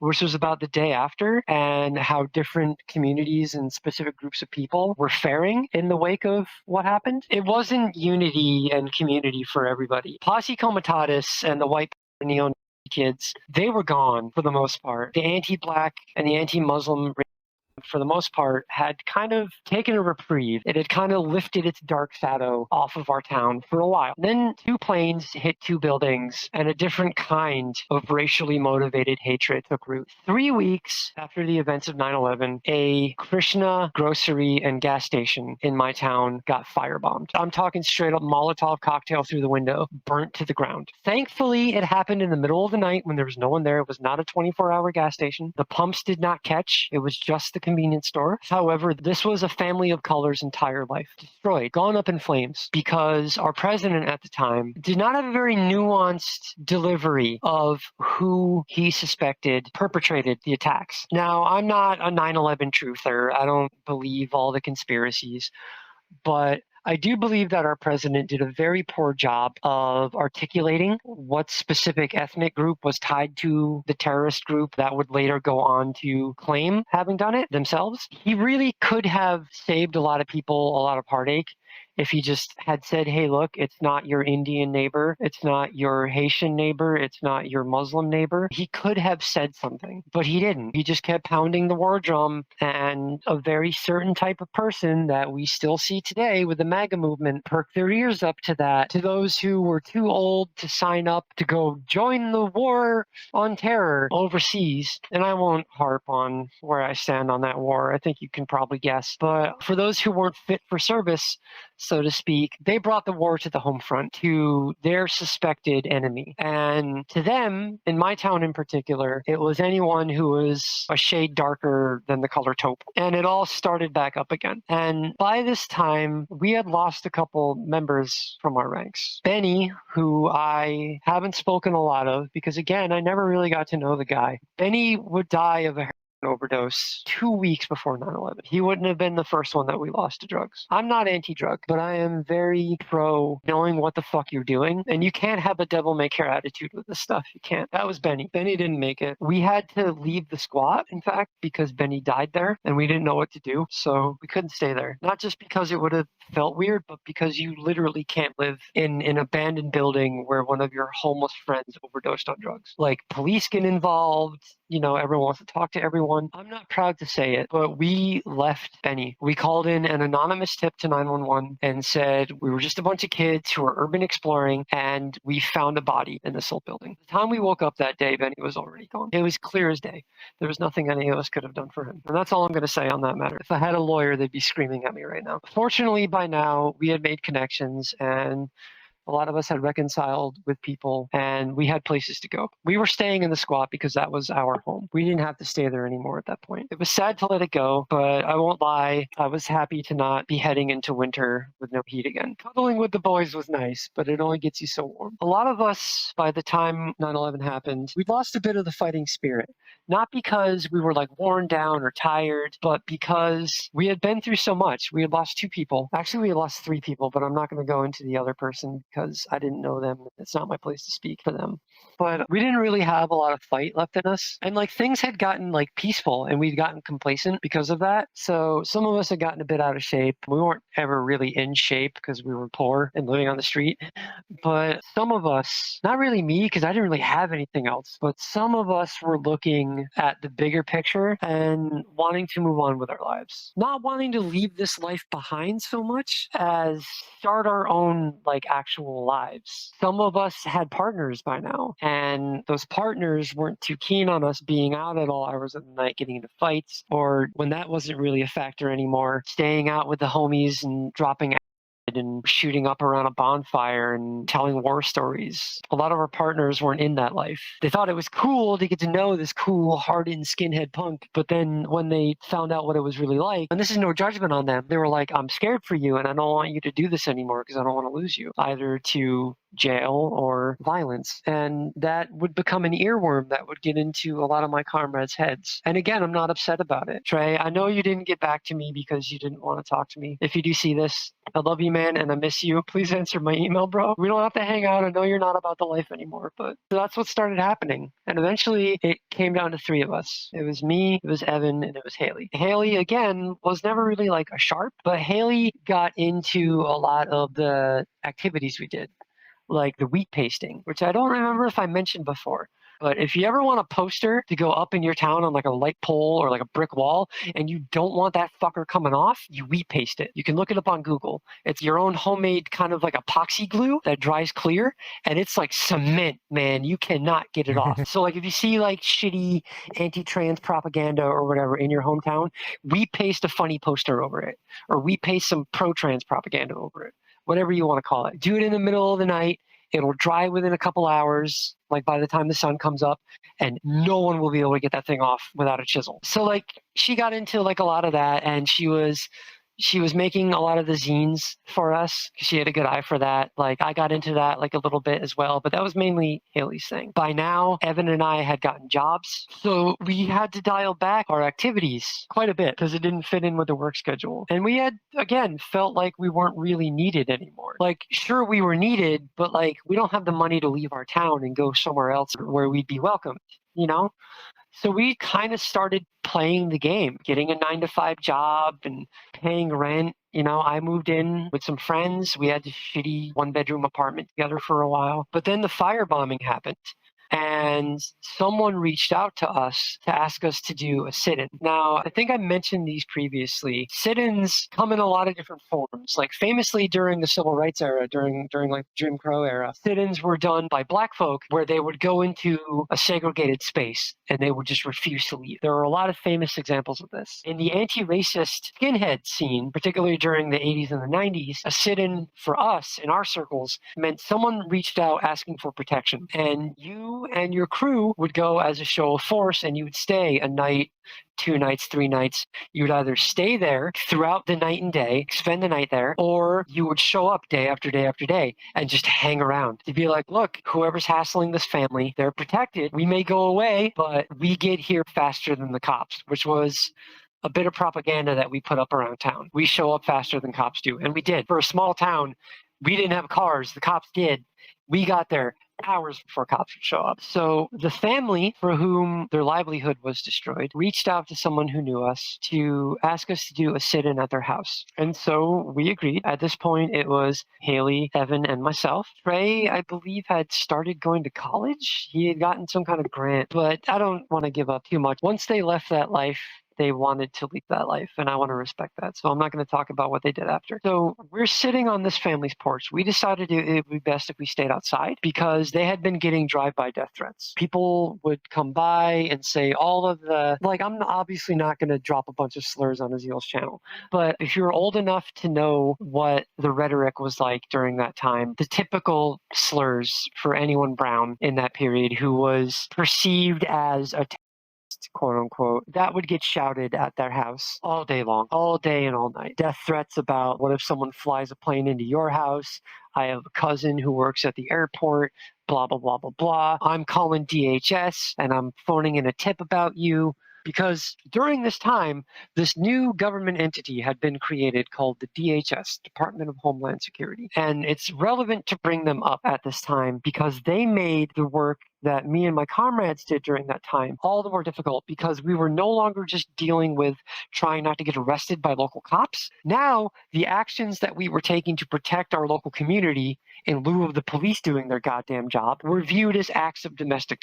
The stuff that used to get labeled as a gang turf war, when it would be a group of sharps squaring off with a group of boneheads, that was now rebranded as domestic So that brings with it terrifying consequences. So we had to be extremely careful. By now, we had moved on from the traditional sharp look of like the shaved heads and the red suspenders. Most of us still wore docks, but now we had battle jackets, which I sent you pictures of mine. Are these very, very cool things. You just get a cool jacket, you cover it in patches that have relevance to what you believe, political ideology, the things you stand for, the things you're against. So we just looked like a group of ragtag punks at this point that had cool matching jackets. I had let my hair grow out quite a bit because we knew that if we looked like a group of matching skinheads in one place, we'd get labeled a cell and arrested on the spot. To circle back, we were sitting on this family's porch for hours and hours. We were watching cars go by, the window roll down, them get ready to say something, and then like Evan standing up with a brick and then just speed up and leave. This went on for about 2 days. They share dinner with us, we play some board games, we wind the night down, and we go home. They were thrilled because the daughter was a teenager and they thought we were like cool. Honestly, they thought we were in a band, and I would eventually be in a couple bands, but at this point I was not. Their only like image of punks, as like a lot of people's images were like the Clash and the Sex Pistols and things like, like surface level knowledge. Mm-hmm. And they were like, "Oh, you guys are like Johnny Rotten," and we're like, "Yeah, I kind of Johnny Rotten's fucking poser, but yeah." The little boy in the family like thought we were so fucking cool because like at the time Evan had like safety pins all up and down his left ear. He has a forked tongue and stuff like that. We both had bull rings on our noses. Mine was fake. I didn't have mine pierced. We had like crazy colorful hair. I had a big purple mohawk at the time. They thought it was really cool, and we all sat around like a family and like talked over board games. And the first night that we were there to do the sit-in, we ended up sitting in for about 4 days, I think it was, just for their like mom's peace of mind.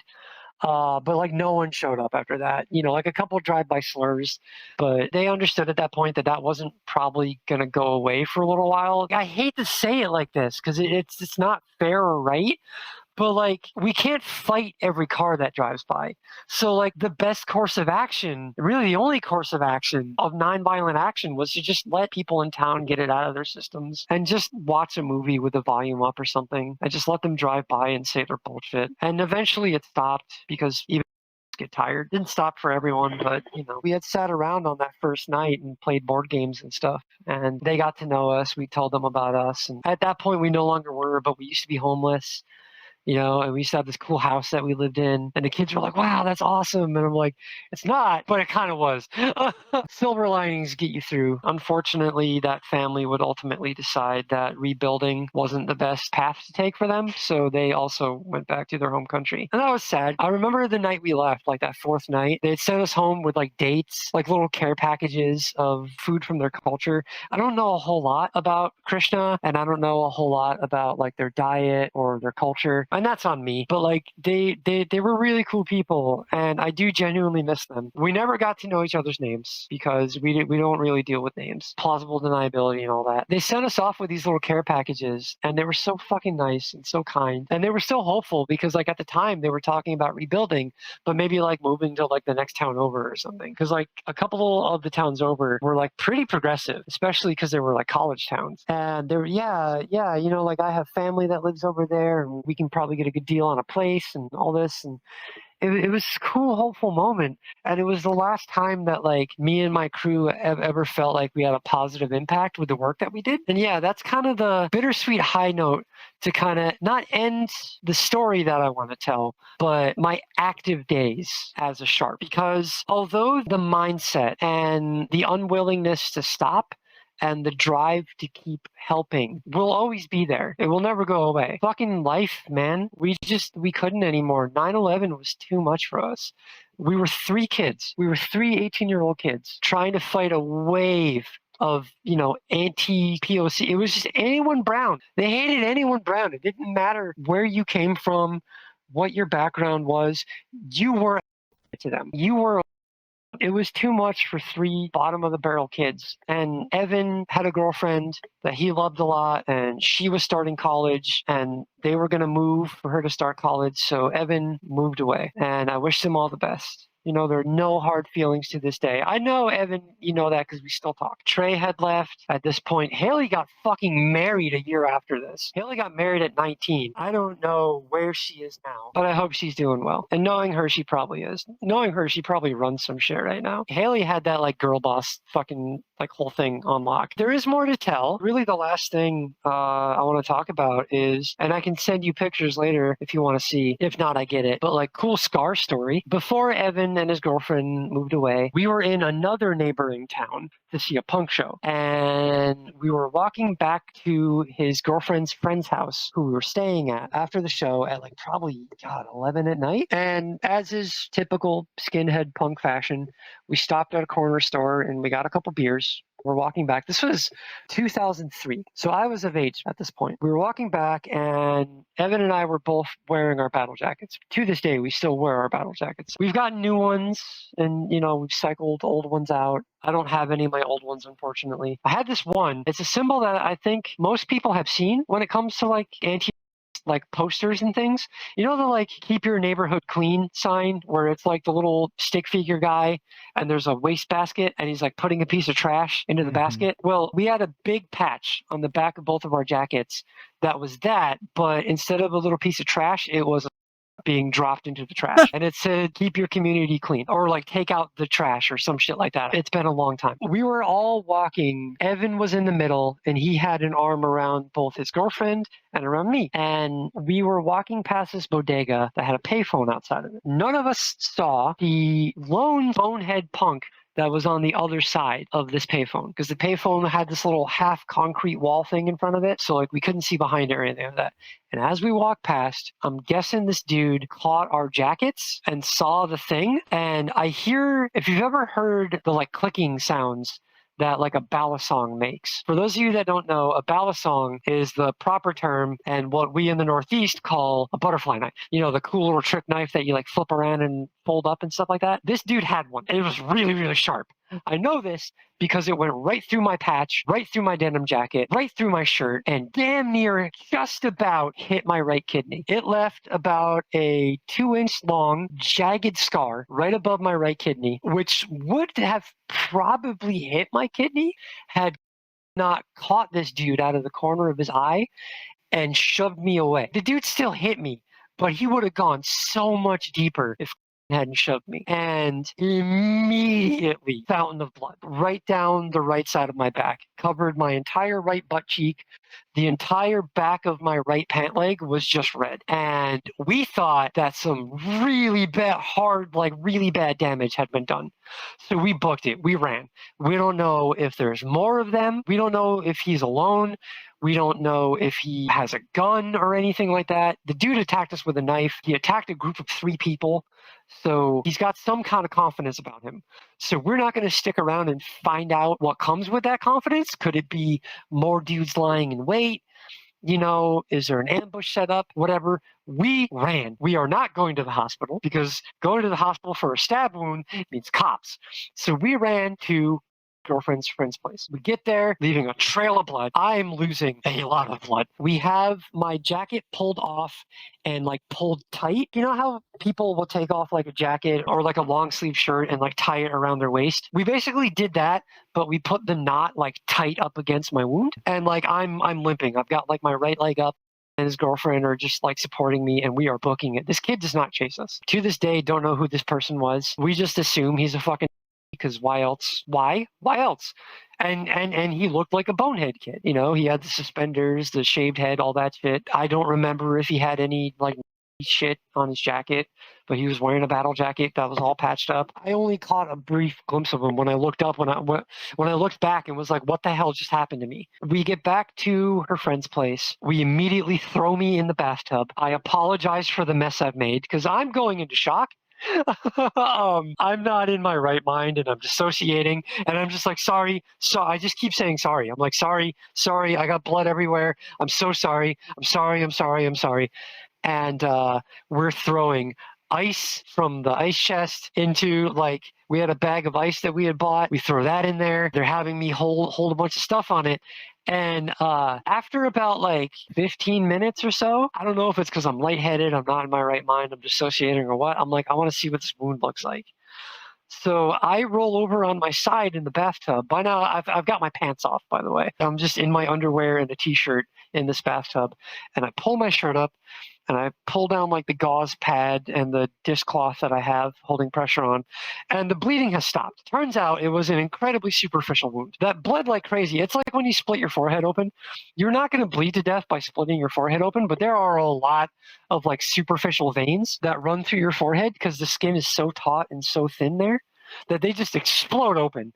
And you get a really quick gush, like fountain of blood, and then it just stops. So that's what happened to me. He had only gone like a couple layers deep. He hadn't even gotten to the fat layer. It didn't even need stitches. We super glued it shut, which is why it looks like shit now, which is why the scar is so jagged, because the knife made a fairly clean cut, but it did not heal clean. If you want, I'll send you photos later. I assume you would not put them in the video for Correct. obvious reasons. You could if you wanted to.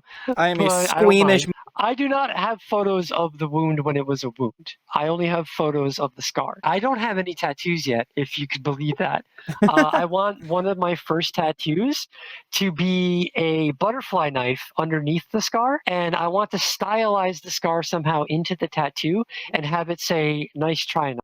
And on that note, that concludes, for the most part, that chapter of my life as a skinhead against racial prejudice. I still do this work today, but in a different capacity, and I cannot talk about it, but I'm open to questions or whatever. Hello, Azil in editing here. I don't know how, but the entire section of the audio with my voice on it for this entire third of the recording time was completely missing when I went to edit. So I don't know what question I asked here, but the answer still seems to be pretty important, so I'm just going to let it play out. So it's funny you asked that, because in the comment section of one of your other videos today, there was somebody who had left a comment. No, it might not have been one of your videos. I apologize. But either way, in a comment section of a video that I commented on today, someone mentioned, "I'm 38. I think I'm too tired to fight, but I want to get involved. How can I help?" And I want to use that and tie that into your question as a jumping off point for my answer,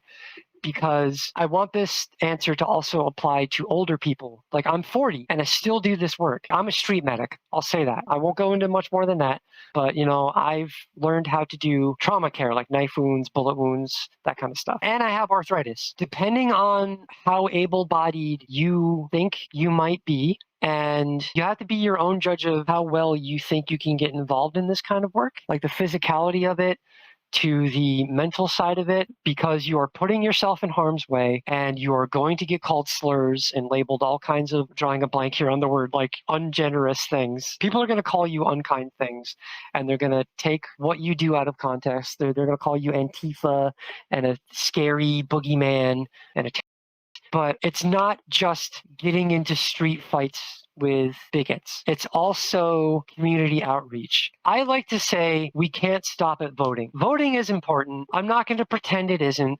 I have comrades who are rolling their eyes right now because I know they're going to see this video. Guys, I get it. Let the liberals vote, blah, blah, blah, whatever. I still vote because you have to look at the political landscape as well as what it looks like in your community. So things you can do to get involved. First of all, vote. Secondly, when you're done voting, there's a lot of time in between the next time you get the vote. So there's a lot of work you can do.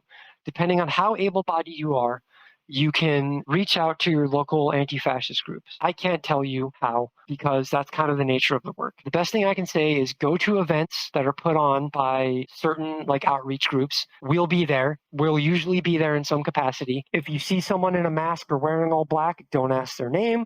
Don't ask any incriminating information of them. Just walk up to them and say, "Hey, how can I help?" You want to know how I got involved?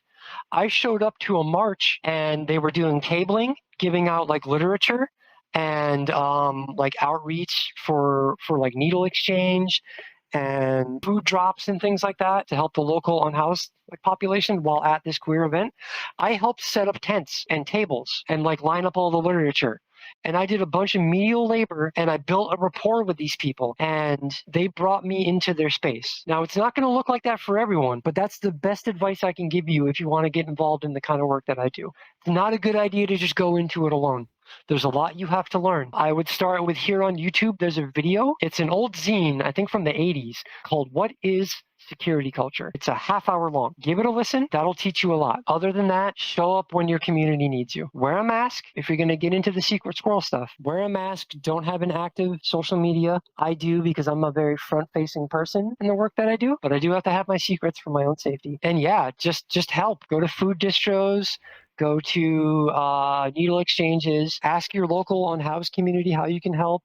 Go to school board meetings when people talk about banning books about trans people or whatever, and just ask your community what they need and find a way that you can offer them that. That's the best advice I can give you. It's dangerous work depending on what level you want to involve yourself, but it's important work and it needs to get done. It's scary. It is. It was scary for me when I got started all those years ago. I'm in a different community now, and I was very fortunate and grateful that they opened their arms to me and they brought me in. It is a commitment, though. You can step back if you have to, but just know that life will follow you depending on how public you are about it. Or if you get outed, you'll get doxxed. It's happened to me twice in just the time I've been out here. So you have to really ask yourself if you're prepared for that kind of stuff. There's a lot to lose for a lot of you out there, especially if you're young, you're just starting your life. Maybe you have a college career. Really think about it, but you don't have to do the illegal, scary stuff. You don't have to. Just reach out to your local anti-fascist orgs. They're out there. I promise they are. They're in every town, just about. Show up to an event. Just ask how you can help. They'll be a pretty good judge of what you're probably cut out for, and they'll put you in the right direction. Stay strong. Keep fighting. Your elders are here for you. We're not going to let them hurt you. Thank you so much for having me. Tell me a story. I want to hear it.